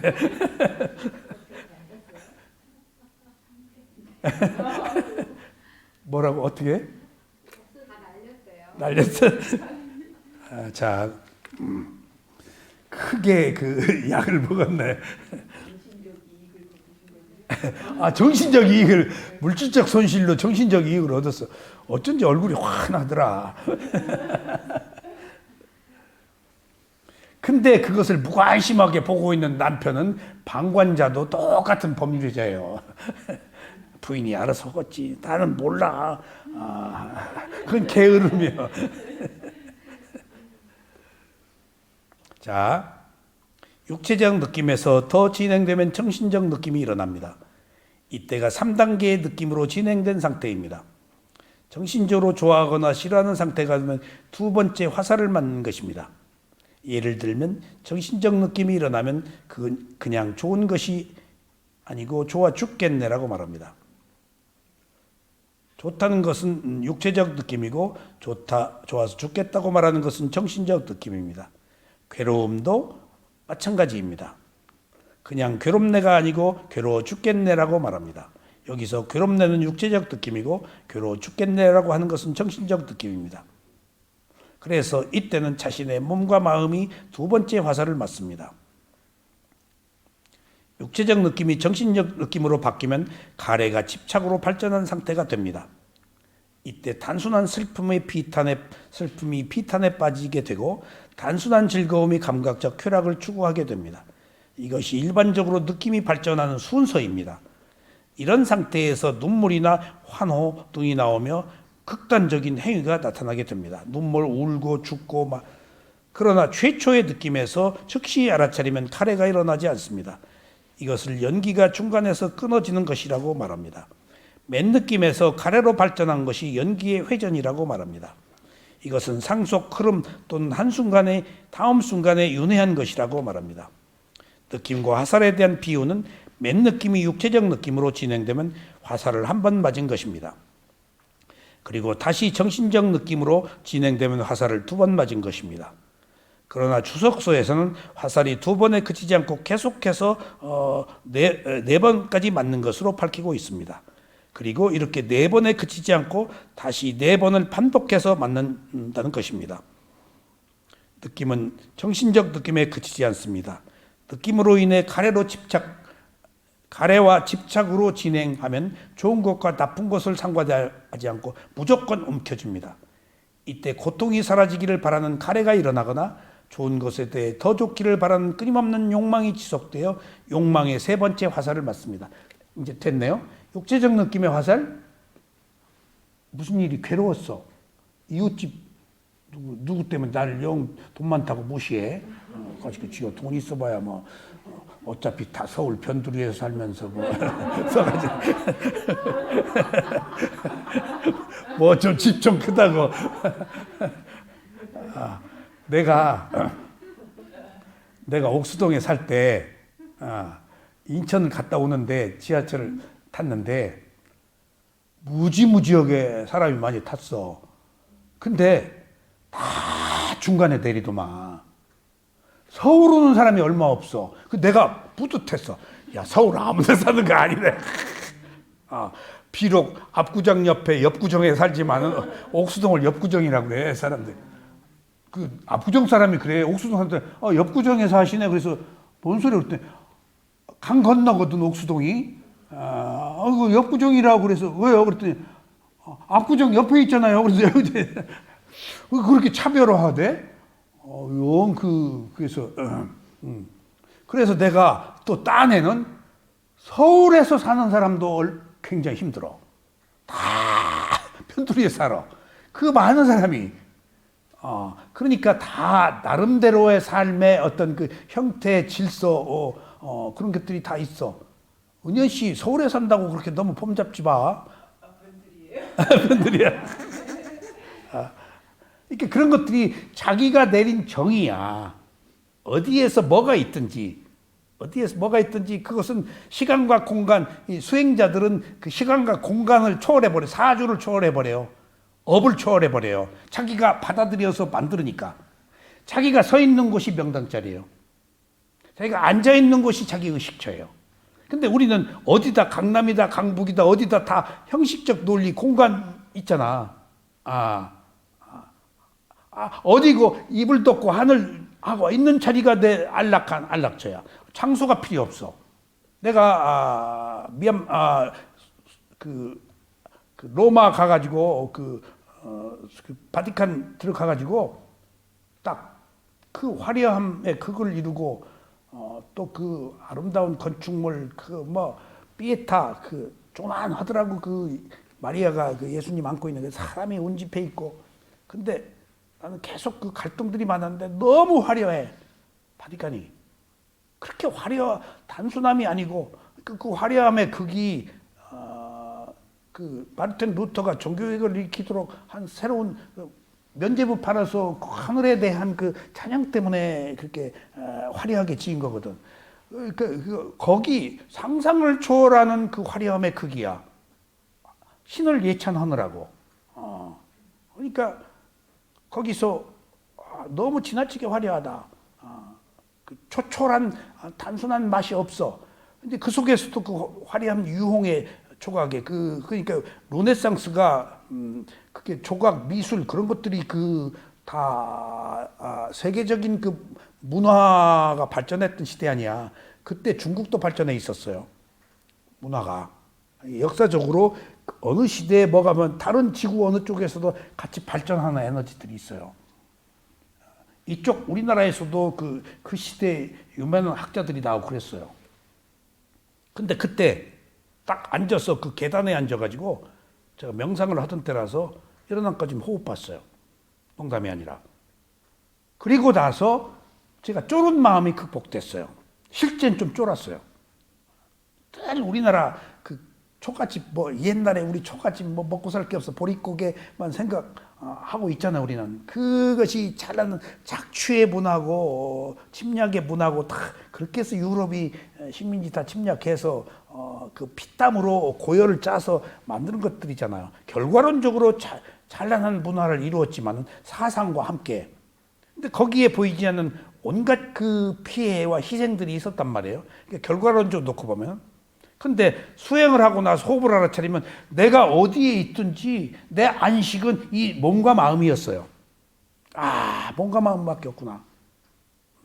나를 지탱하고 있는 몸과 마음이 고요하냐 고요하지 않냐 어디에 있든지 그것은 의미가 없다고요. 어디에서 무엇을 먹든지 거기서 내가 새로운 그 평화와 새로운 세계를 거기서 또 한번 느껴서 확인했어요. 그러니까 어떤 비교가 아무 의미가 없어지더라고. 어디에 있든지 내 마음 편한 게 최고지. 그런 의미에서 이 수행의 위대함을 제가 그러니까 일거에 거기서 어떤 그 피해의식이나 부러움 그것들을 날릴 수가 있었어요. 그냥 그것일 뿐이야. 거기 그냥 그래 있었어. 아름다웠어. 자, 이때 느낌은 정신적 느낌에서 그치지 않습니다. 느낌으로 인해 가래와 집착으로 진행하면 좋은 것과 나쁜 것을 상관하지 않고 무조건 움켜집니다. 이때 고통이 사라지기를 바라는 가래가 일어나거나 좋은 것에 대해서 더 좋기를 바라는 끊임없는 욕망이 지속되어 세 번째 화살. 그러니까 세 번째는 욕망의 화살이란 말이에요. 이 욕망의 세 번째 화살을 맞으면 상처가 깊어지고 고통도 깊어지고 그만큼 과보도 커집니다. 상처를 더 입지. 지금 화살은 누구한테 쏴? 자연때. 근데 화살은 관역에다 쏘는 거예요? 허공에다 쏘는 거예요? 관역에다 쏘는 거예요. 허공에다 뭐 때문에 화살을 쏴? 그 관역이 누구야? 내 어리석음과 욕망이야. 내 어리석음과 욕망에다가 또 욕망의 화살을 쏘는 거예요. 알았지? 네. 그 화살 남편한테 쐈어? 새끼한테 쐈어? 어떻게 안 해? 늦게 와도. 그러니까 이게 나한테 쏜 화살인데 느낌은 이렇게 화살을 쏘는 것처럼 한 방에 안 쏘고 계속 느낌은 증폭된다는 게 특징이에요.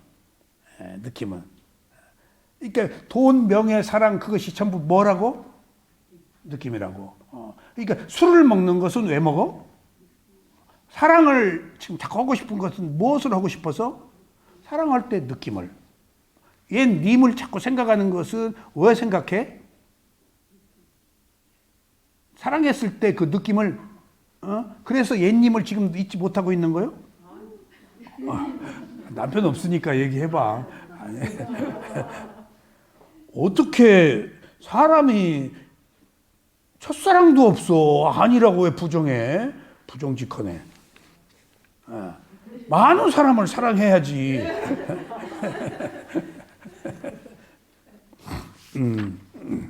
그러니까 느낌을 절제했네. 좋았어요. 욕망의 세 번째 화살을 맞은 사람은 욕망을 제어할 수 없습니다. 안 맞아야 제어가 되는데 그래서 가래가 일어난 것을 알아차리지 못하면 무명으로 인해 네 번째 무명의 화살을 맞습니다. 네 번째가 그러니까 육체적 느낌, 정신적 느낌, 욕망의 느낌, 무명, 어리석음의 화살 이 네 방이에요. 그러니까 지금 느낌이 계속 육체적 느낌에 정신적 느낌에 정신적 느낌에서 욕망으로 맞았지. 욕망으로 간 것이 온전한 거예요? 온전하지 않은 거예요? 온전하지 않은 거야. 그러니까 네 번째 어리석음의 화살을 또 맞는다는 거. 필연적으로 자기가 계속 쏘고 있는 거예요. 즐거워. 자학적이고 학대하고 자기를 비하하고 이런 것이 다 일종의 그 자기 비하적이고 나르시즘은 아니고 뭐 무슨 그 쇼비니즘, 진고이즘 뭐 어떤 그 배타적 그 민족주의 뭐 배타적 자아, 애국주의 이데올로기가 전부 배타적인 거예요. 종교가 전부 배타적인 거예요. 사랑이 전부 배타적인 거예요. 사랑은 나눌 수가 없잖아요. 예?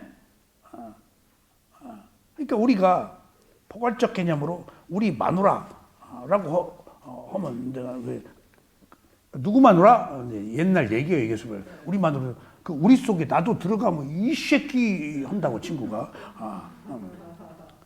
우린 그 대가족 제도로 살아서 물건 살 때도 하나 주시오, 두 개 주시오, 서너 개 주시오, 대여섯 개 주시에요. 예. 우리 그 숫자에 대한 개념이 굉장히 그 관대해요. 농담 아닙니다, 이거. 그 서너 개 주시오 해버려요. 내가 대학교 다닐 때에서 명동에서 서강대 다니는 친구하고 엿장사를 했어요. 저 면목동에서. 그러니까 그 방학 때. 가지고 애들 뭐 그냥 오면 내 디아카 끌고 막 그 또 가서 팔고 하루에 20원 카바이트 그리고 맡기는데 20원 저 있어요. 그 저 남산 밑에 그 디아카 맡기는데. 근데 농담이 아니에요, 이거. 그래가지고 서너 개 주시오. 하면 내가 한번 7개를 담아봤어요. 막 세, 네 개면 7개 아니야. 그러면 이 사람이 지금 농담 따먹기야. 막. 제가 이제 학생 때니까. 그래서 그 돈으로, 장사에서 벌은 돈으로 뭐인 줄 아세요? 후배 등록금 내줬어요. 서울 4대 국문과들. 그러니까 그때 이문열이가 서울 4대 국어과 들어갔더라고. 동기. 이문열이가 뛰어난 머리를 가지고 막 방학 때 그냥 이문열이 아니고 이문열이요. 이문열은 대학 안 나온 걸로 알고 있는데. 중대에서 서울 4대 국문과 국어과. 그 검정고시로 들어가고. 예, 검정고시 들어가고. 근데 걔가 리버럴한 것 같아. 근데 방학 때 자라투스트라니 이렇게 말하였다. 그거 영어 원문을 다 외워왔더래. 그러니까 그 금시조 같은 거 글이 좋은데 뭐 그 사람에 대해서 얘기할 건 없고요. 하여튼 그 머리는 좋더라. 그러니까 뭔가 꿰뚫어서 아는 힘은 뭐 서머리해서 아는 힘은 있는 것 같아. 그러니까 그 딱 그렇게 찍어대지. 아, 삼국지도 썼어요? 네. 우리 애가 작은 애가 삼국지를 다 봤는데 이문열 삼국지를 제일 좋다고. 언어용지 좋아요. 금시조 보고 내가 알았어. 그 금시조가 젊은 날에 조상 그 전두환 대통령이 제일 좋다고 그래가지고 사람들이 많이 읽어가지고 이문열이가 뭐 이제 그 멘트를 한 적도 있었죠. 어쨌거나 이처럼 우리는 하나의 느낌에서 네 번의 화살을 맞게 합니다.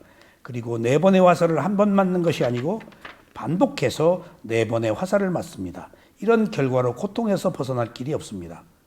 결국 자살을 하는 것도 이런 과정에서 벗어날 길을 몰라 스스로 목숨을 끊는 것입니다. 우리가 화를 내는 것도 한두 번 참았다가 이런 느낌이 증폭되어서 폭발할 경우가 허다합니다.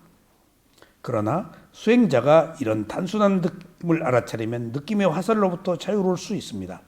이 느낌이 나의 느낌이 아니고 단지 원인에 의한 결과의 느낌이라고 알면 누구도 그 느낌의 노예가 되지 않습니다. 그러니까 여러분들 느낌은 어디서 일어나요? 감각기관에서. 느낌은 일어났다 사라져요? 그대로 있어요? 감각기관에서. 그게 나의 느낌이 아니에요. 감각기관이 경험하는 거예요. 일어났다 사라지기 때문에 괴로워요. 그 느낌을 내 마음대로 할 수 있어요? 없어요? 그래서 무상고무아예요, 느낌이. 그래서 위파사나 수행의 대상이에요, 느낌이. 그러니까 위파사나 수행이 몸과 마음을 와야 되고 몸과 마음을 가지고 살면서 생긴 인간의 문제는 오직 답이 몸과 마음에만 있기 때문에. 누구의 몸과 마음? 나의 몸과 마음. 그래서 불교 부처님의 가르침은 오직 나의 깨달음에 있기 때문에 대중적이지 못하고 나의 해탈, 나의 자유에 한정돼 있어요. 남을 깨달을 수가 없어요. 이게 현실이에요. 과학이에요. 그래서 내가 깨달음을 얻어서 내 문제를 해결해야 오버플로 돼서 남에게 도움을 줄 수가 있어요. 내가 깨달음을 얻지 못하고 온갖 번뇌와 분노를 가지고 남을 위해서 뭔가 자해를 보면은 자해가 가지 않고 분노가 가요. 그래서 원수한테 자해를 보내지 말라고 하는 것도 이성한테 보내지 말라고 하는 것도 순수한 자해가 갈 수가 없어요. 그러니까 내 마음의 정화가 가장 우선하다는 것이 매우 현실적인 거예요. 내 마음이 혼자 태어나서 혼자 살다가 혼자 죽는데 내 마음이 청정한 것보다 더 중요한 게 어디 있냐고요. 예? 이게 사실이에요. 근데 우리는 무리 속에서의 나와 더불어 있는 무리를 생각하지만은 두 개가 다 필요하다고 그랬죠. 결국은 혼자 살다 혼자 태어나서 혼자 살다 죽는 거 혼자예요. 그러니까 혼자라는 의미가 남을 배척하라는 의미가 아니고 그것을 살고 있는 경험하는 사람은 나라는 것. 그 나의 행복, 나의 고요, 나의 평화가 가장 중요하다는 것. 그 외에 2차적인 것은 나에 의해서 도움을 줄 수 있어요. 부처님이 나의 문제를 해결하고 인류에게 많은 빚을 주었잖아요. 그러니까 내가 해결되면 나만 해결하고 마는 게 아니에요, 이게. 아라한은 더 살 이유가 없어요. 뭐로 살아요? 이미 끝났는데 다 봐버렸는데 내가 없는 것을. 근데 내가 세운 서원 때문에 서원으로 아라한이 되거든요. 그리고 남을 이롭게 하겠다는 서원. 그러니까 그 차에 아직 그 선근 공덕이 남아서 마지막 남은 에너지를 남을 위해서 베풀고 죽는 거예요. 이미 안 태어날 사람이 끝나버린 사람이 뭐로 해? 그건 자기 서원이거든요. 그러니까 바로 느낌이라는 것이 반드시 몸과 마음이 있고 감각기관이 있고 감각기관 행복과 불행이라는 그 느낌을 내가 나의 것이라고 알지만 감각기관이 경험하는 건데 마음이 단지 그것을 알 뿐인데 내 마음이라고 알으니까 모든 문제 어리석음의 최고의 탑 지위가 나의 유신견이에요. 나라는 것. 그러니까 결국은 무상고 무아 중에서 그 무아를 얼마나 아느냐에 따라서 도과의 위치가 달라져요. 무아를 확실히 알으면 아라한이에요. 무아를 안개 속에서 알아서 수다원인 거예요. 무상고 무아는 다 포함되고 그래서 무상고 무아라는 그 문으로 다 들어가는데 어느 문으로 들어가느냐가 도과를 결정하는 겨. 그러니까 무아는 최종적인 그 지혜의 단계라서 수다원도 무아를 느끼는데 아라한처럼 무아를 못 느끼고 집착이 아직 있다고요. 깨어나면은 또 무아가 들어와요. 그 순간에는 무아예요. 근데 아직 잔재가 남아 있어요. 불이 꺼지진 않았다고. 근데 아라한은 완전히 꺼져버린 거예요.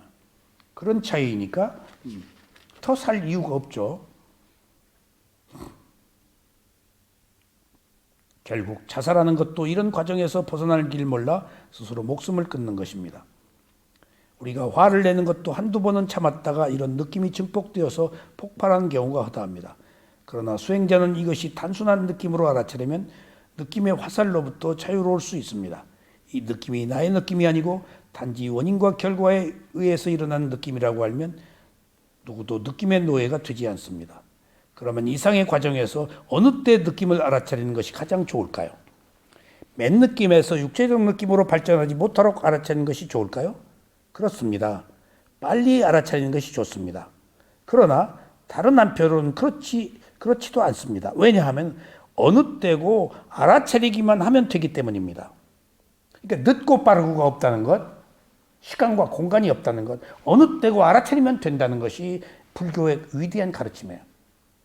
과거, 현재, 미래에서 그냥 알아차리기만 하면 된다. 죽을 때라도 언제라도 영원히 누구도 못 알아차리니까.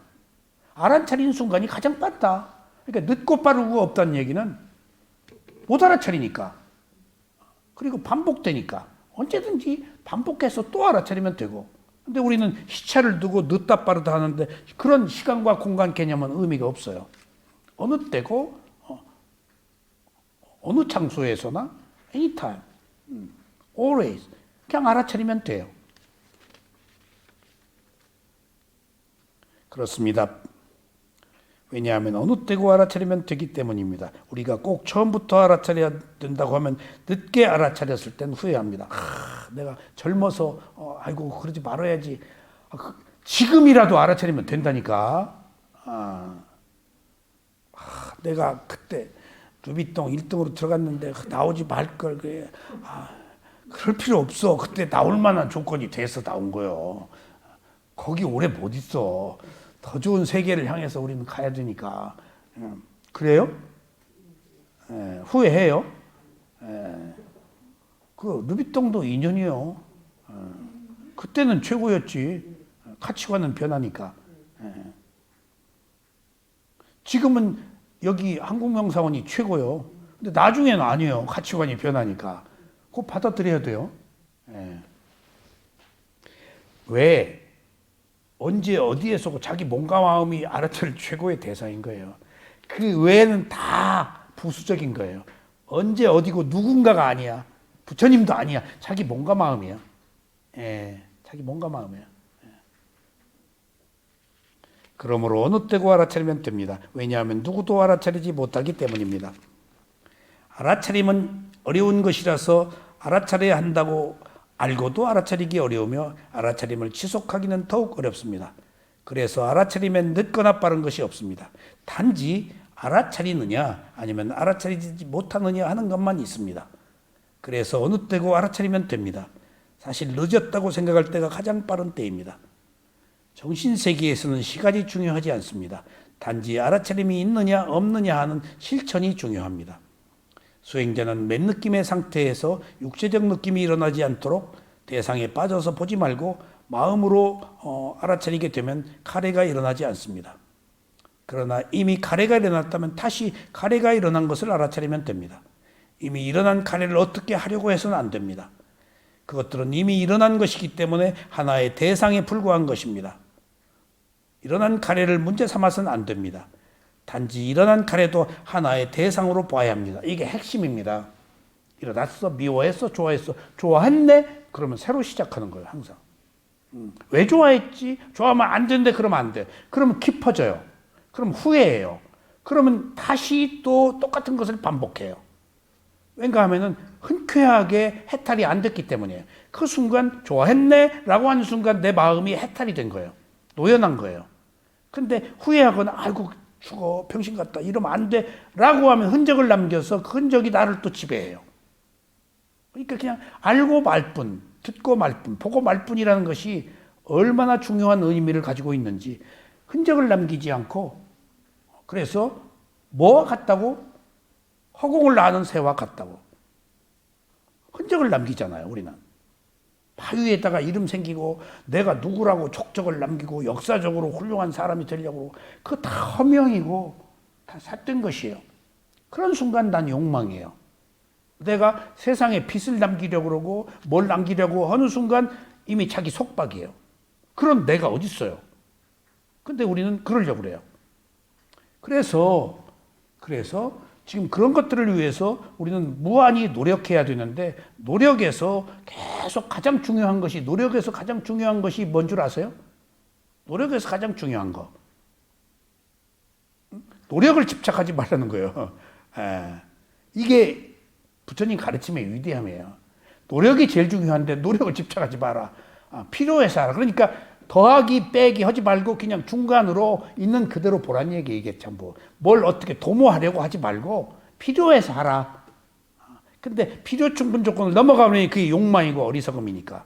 근데 우리는 내가 있기 때문에 어리석음과 욕망을 바닥에 깔고 계속해서 무한 궤도를 질주하죠. 이게 윤회의 원인이라는 거예요. 그래서 허구한 날 맥없이 단순하게 호흡을 보는 이유는 아무리 없애려고 해도 없애지 않는 그 욕망, 어리석음의 그 무게를 그냥 허구한 날 시간을 두어서 시간이 필요해요. 시간이 있는 만큼 무게가 가벼워져요.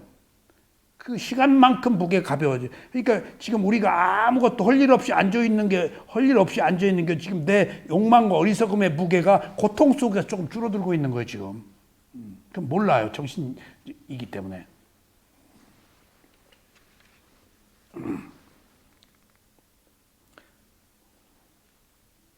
처음에 제대로 알아차리면 가래가 일어나지 않지만 알아차림이 약해져 가래가 일어나고 마음이 불만족스러우면 다시 불만족스러운 것을 대상으로 알아차리면 됩니다. 고통스러우면 다시 고통스러운 것을 대상으로 알아차리면 되면 마침표 말고 항상 현재 있는 그것이 알아차릴 대상이야. 아이고 큰일 났네. 큰일 났다고 화내. 예, 지금 큰일 났다고 화내 내 마음이. 계속 고자리가 지금 새로. 근데 그걸 못해요. 마침표를 찍어버리는 게 아이고 나 죽었다고 하고 있네. 예, 라고 또 알아차려야 돼. 그러니까 마침표 찍지 말라는 거예요. 그래서 알아차림이라는 것은 아무리 알아차려도 부족하다는 것이 지속되어야 하기 때문에, 그리고 알아차리다가 말아버리기 때문에 항상 자아가 알아차림을 방해해버려요. 마침표 딱 찍고 사유로 넘어가도록 해요. 깨어있으면은 번뇌가 못 들어와. 근데 알아차림이 끝나면은 번뇌가 들어와. 그러니까 번뇌가 알아차림이 끝나도록 부추겨서 알아차림을 끊도록 해요. 자꾸 부추겨. 야, 네가 뭐 언제부터 그랬냐? 그러니까 거기 넘어가면 안 돼요. 그러니까 지금 누가 나를 속이고 있죠? 내가 내 오온이 나를 속이고 있어요. 그래서 최고의 지혜는 뭐라고요? 지혜는 뭐 하는 거예요? 끊는 거예요. 끊는 건데 무엇을 끊어요? 내가 나를 속이는 것으로부터 끊는 거예요, 지혜가. 끊임없이 나를 속이고 있어요. 왜? 내가 있잖아요. 내가 있다는 게 나 속이는 거예요. 내가 항상 움켜쥐는 욕망이 나를 속이는 거예요. 성냄이 나를 속이는 거죠. 나를 속이고 있다고, 내 몸이. 이게 몸이 마음을 속이고 마음이 몸을 속이고 서로 주고받고 그냥 핑퐁 왔다 갔다. 몸이 나라고 생각하고 마음이 나라고 생각하고 있다니까. 그러니까 지금 우리는 속고 있다니까, 몸에. 그래서 오온이 아니고 오취온이야. 마음이 속고 있다고, 나에. 내 몸이라고, 내 마음이라고 하니까. 그래서 지금 속지 않고 위해서는 뭘 하라가 부처님의 핵심적 진리예요. 그게 진리이자 법이에요. 부처님이 속지 않기 위해서 옳다 그러다 판단하지 않고 어떻게 하라고? 있는 그대로 보라는 거예요, 지금. 그것만이 속지 않는다는 거예요. 그게 느낌을 있는 그대로 보라는 거예요. 예, 느낌을, 뭔가 마음에. 상은 속아요. 상 자체는 속이는 거예요. 이미지니까. 그래서 선정에서는 어떤 능력과 힘, 그리고 윤회가 계속되고 옳다 그름이 있지. 근데 있는 그대로 보는 것은 옳다 그르다가 없잖아. 그게 해야. 그래서 무상고무화가 발견되는 거예요. 아셨죠? 여러분들이 누가 여러분들을 속여요? 내가. 이웃집 사람이 속이는 거 아니에요. 내가. 내 오온이 나를 속여. 내가 오온을 속여. 그런 속에서 벗어나려면 그렇네 라고 있는 그대로 보는 것, 현상으로 보는 것, 하나의 대상으로 보는 것밖에 달리 방법이 없다. 그게 유일하다. 속지 않는 방법이. 그러니까 지금 뭔가 속고 있다는 것은 뭔가를 도모하기 위해서 잘못된 것들에 내가 지금 그 같이 손을 잡는 거 아니에요. 근데 있는 그대로 보면 잘못된 것에 손 안 잡는다고요. 옳다 그러다 이익을 얻으려고 하지 않고 놓고 본다는 거예요. 알아차릴 대상은 싫어하는 것만 알아차리는 것이 아니고 좋아하거나 싫어하는 것을 모두 알아차려야 합니다. 이게 수행의 특징이에요. 좋다 싫다 선악이 없어요. 그래서 수행자에게 좋거나 싫거나 간에 모두 대상입니다. 그런데 사실은 굉장히 중요한 일, 싫은 것은 알아차리는데 좋은 것은 못 알아차려요. 욕망을 충족시키기 때문에. 실제 범위는 좋아하는 거예요. 좋아하는 것이 안 되니까 싫어하는 거예요. 싫어하는 것의 이면에는 반드시 좋아하는 게 있어요. 그러니까 좋아하지 않으면 싫어할 이유가 없어요. 그게 욕망이에요. 그 욕망이 해로운데도 해롭지 못하다고 하는 게 어리석음이에요. 그러니까 어리석음이 대장이야. 그리고 어리석음의 부하가 욕망이에요. 욕망의 하수인이 뭐예요? 성냄이에요. 하수인이 제일 먼저 앞에 가서 웃겨 뭐 어쩌고 저쩌고 까보는 것이 욕망이 하는 거예요. 그러니까 어리석음의 하수인은 누구예요? 욕망이에요. 욕망. 시작은 성냄으로부터, 그리고 안에 있는 욕망으로부터, 마지막에 어리석음이, 내가 있다는 어리석음이, 어리석음은 내가 있다는 것이거든. 그것이 다 나를 지배하고 있다. 그래서 무아가 아니면 안 된다는 거예요. 최고의 지성, 최고의 깨달음, 최고의 가치는 무아예요. 그것만이 내가 모든 집착에서 노연할 수 있기 때문에. 근데 가장 어려운 것이 무아야. 난 오직 자아를 위해서 노력하고 살았기 때문에. 이게 양극화되어 있는 상황에서 얼마나 어려운 거예요, 깨달음이. 자아를 무아로 바꾸는 게. 그래서 자아를 무아로 바꾸는 과정에서 없어서는 안 되는 반드시 필요한 꼭 약방에 감춰도 이거 없으면 안 되는 것이 하나 있어요. 자아에서 무아로 넘어가는 과정에 이거 없으면 못 넘어가요. 이게 뭐예요? 괴로움이에요. 이게 없으면. 괴로움이 나를 구원케 해요. 안 괴로우면 안 해요. 그래서 천상에서는 깨닫질 못해요. 안 괴로우니까. 느낌은 화살입니다. 느낌으로 인해서 괴로움의 화살입니다. 이 화살은 자신이 자신에게 쏘는 화살입니다. 우리는 끊임없이 자신에게 쏘는 화살을 맞고 피를 흘리고 상처를 입어도 멈출 줄 모릅니다. 어리석어서 화살을 쏘지 않는 방법을 모를 뿐만 아니라 오히려 화살을 맞기를 원합니다. 맞으면 피 흘리는 거에서 탁 쾌감을 느껴. 내가 수행을 딱 하는데 모기 망하는데 모기가 들어왔어. 모기 망 안에서 왱왱 하는데 소리가 그 무슨 기분 나쁜 사이렌 소리잖아요. 왱왱 하면 그럼 있어. 그래가지고 딱 잡았는데 내가 이제 이렇게 주위를 봤어. 그랬더니 바로 옆에 스리랑카 아니 또 태국 스님이 젊은 스님인데 딱 보더라고. 그래서 손바닥을 피게 내가 복수했다 이놈이. 근데 싹 고개를 돌리더라고. 그래서 그때 수행 처음 할 때요, 미얀마에서. 근데 내가 이제 한국 사람은 이렇게 모기 때려주니까 이 새끼가 나를 뜯어먹어. 복수심에 이제 쾌감을 느꼈어. 피를 본 게 쾌감이야. 근데 하루 이틀 지났는데 뭐가 부시럭부시럭 소리가 나. 이렇게 보니까 옆에 태국 스님이 종이를 꽃갈로 만들어가지고 뭘 이렇게 해. 저 스님이 수행이라는 게 항상 호흡만 보고 있는 것도 힘들잖아요. 그러니까 뭔가 이제 이렇게 계속 시계 몇 번 보고 이제 아이고 이거밖에 안 갔어. 그렇게 시간 때우는 거예요. 시간 때우는 것이 있네요. 시간 때우는 것이 효과가 있는 거죠. 거기 앉았다는 사실이 내가 지금 인내하고 있는 거예요. 노력한 거예요. 처음부터 무슨 핏감은 저 무슨 아라한이요 누가? 몸부림을 치면서 앉아만 있으면 돼요. 이렇게 보면 다 하는데 일어날 수가 없어 또. 거기 1시간 앉아있는 것이 지금 인내고 내 마음을 정화하는 거예요. 그러니까 수행이 다른 게 아니고 그 조건에 부합해서 함께 흘러가는 거예요 지금.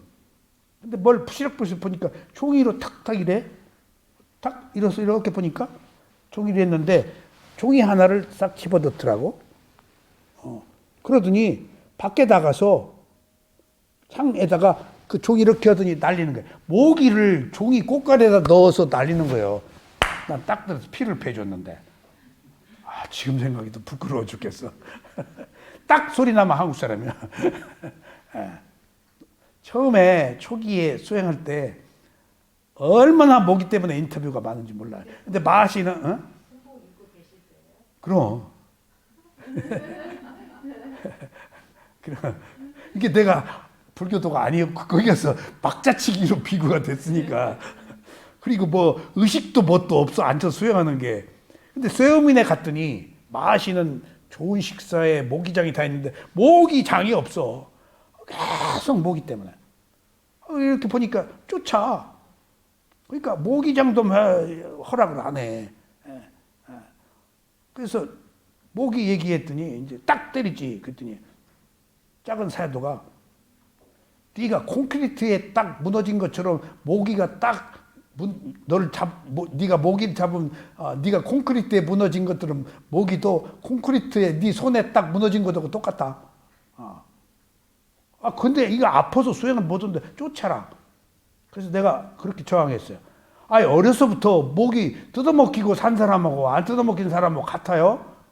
그리고 생각하니까 나 어려서 모기 무지하게 뜯겼는데 에프킬라 모기장마. 근데 거기는 쫓더라고요. 그리고 면역이 돼 있는지 물어도 가만히 있어 또 앞에서 보면 거기 모기 물려 있거든.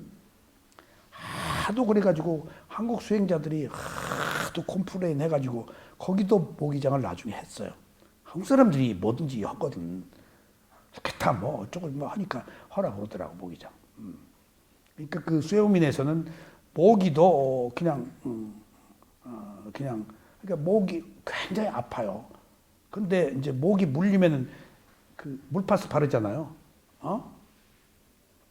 국산 물파스가 얼마나 강력하고 공격적인지. 그 미얀마 사람들, 서양 사람들한테 발라주면 막 팍탁팍탁 뛰어 막 물파스가 화끈거려서. 내가 그 한국 물파스가 그렇게 센지 몰랐어. 미얀마도 그런 거 있어요. 물파스 같은 게. 근데 그렇게 우리나라처럼 안 세. 이렇게 바르면 그냥 그 화끈 좀 할 뿐이지.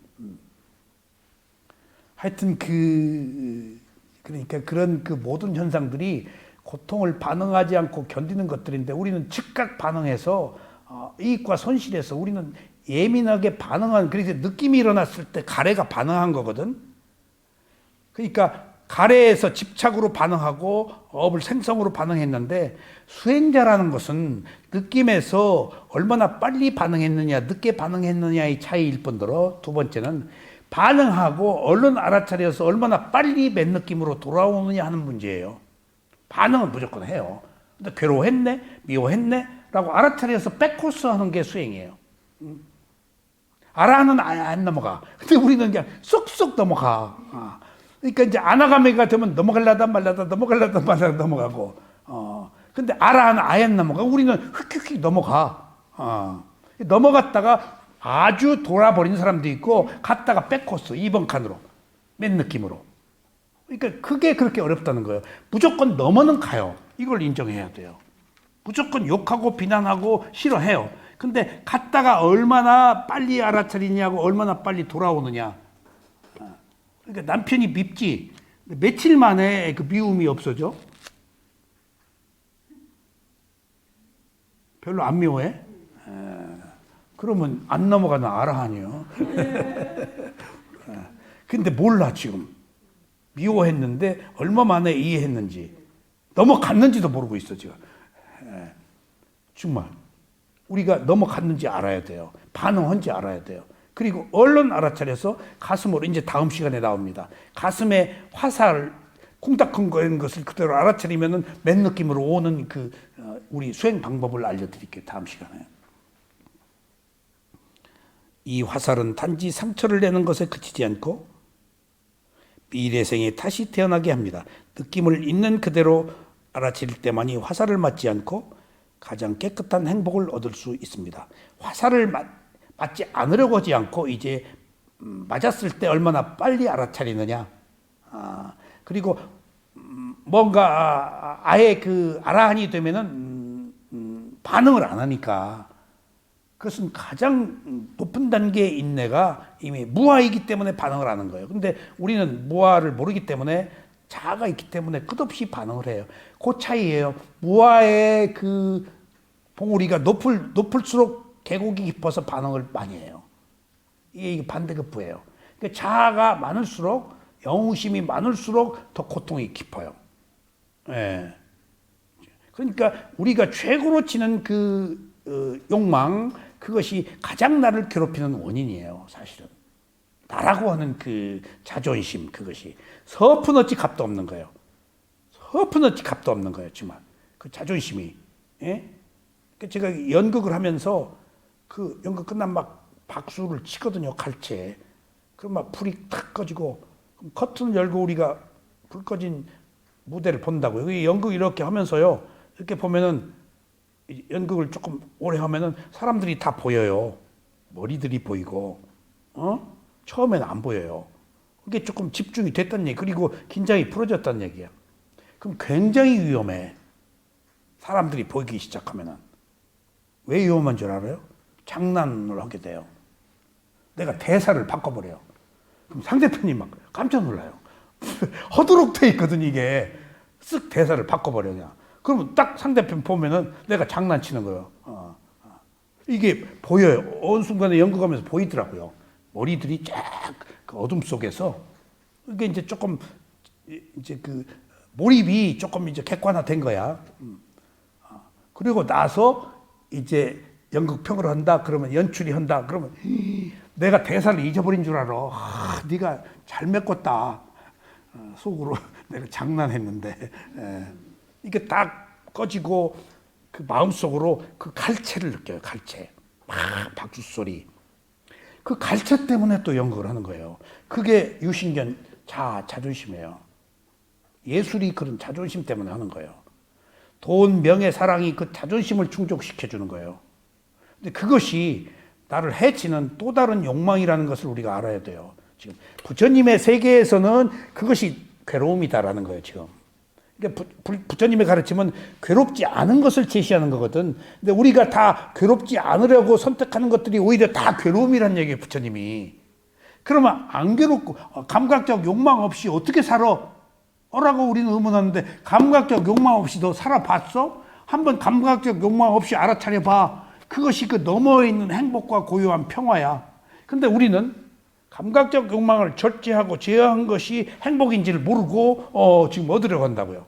실제 내가 뭔가를 포기했을 때 오는 고요함과 노연함을 우리는 간혹 한 번씩 느껴요. 근데 더 큰 것은 안 돼요. 내가 살면서 어느 굴절이 있을 때 다 포기했을 때 오는 새로운 세계에 눈을 뜬 것들이 그 반전이 몇 차례 있었어요. 안 보이던 것들이 딱 보여. 그래서 저도 이런 수행을 한 거예요. 안 보이는 것들이 보여서 이 수행을 한 거예요. 그러니까 그게 안 보였으면 이 수행 안 하지. 이것의 퀄리티, 가치가 느껴졌으니까 이거 해야 되네. 이것이 아니면 안 되겠구나 하는 것들이 어떤 반전인데, 그 반전이 반드시 괴로움 속에서 잘하는 것이 있어서 괴로움이 있고 반전을 하게 된다는 것. 결국은 내 욕심, 내 에고, 내 이기적인 것을 충족하려고 해서 생긴 그 괴로움이 결국은 나를 구원에 이끈다. 그래서 부처님이 이기적인 욕망, 탐진치를 나무라지 않으셨어요. 탐진치를 없애라, 악이다, 이렇게 부처님은 얘기하지 않으셨어요. 경전에 그런 말 없습니다. 알아차려라요, 탐진치를. 그리고 그것은 무상하다는 거예요. 그리고 그것은 이익이 안 된다는 거, 그렇게 세 마디로 요약하세요. 그러니까 우리가 탐진치를 가지고 살지 않을 수가 없기 때문에, 당초부터 가지고 살지 않을 수 없던 것을 없애려고 그러나 가져서는 안 된다 그러면 논리 비약이에요. 현실에 기초한 게 아니다고. 근데 부처님은 철저히 현실에 기초해요. 온갖 마음에 가지고 사는 현실에. 왜 현실에 기초할 수밖에 없죠? 핵심이 있어요. 업의 과보대로 살기 때문에, 피할 수가 없기 때문에, 업의 과보의 결과를 내가 못 피하기 때문에. 받아놓은 밥상이야, 우리들은. 모든 나의 괴로움이 이미 이전에 만들어진 원인에 의해 생긴 거야. 못 피해. 받아들이라는 거예요. 그게 문제가 아니다는 거예요. 과거가 문제였지. 지금 새로운 것들을 못 만드는 게 문제지. 아셨죠? 오늘 연천에서 온 보람이 있어요. 자, 오늘 다음 시간에 어떻게 하면 느낌을 알아차리는 수행을 하는가에 대해서 말씀드리겠습니다. 감사합니다.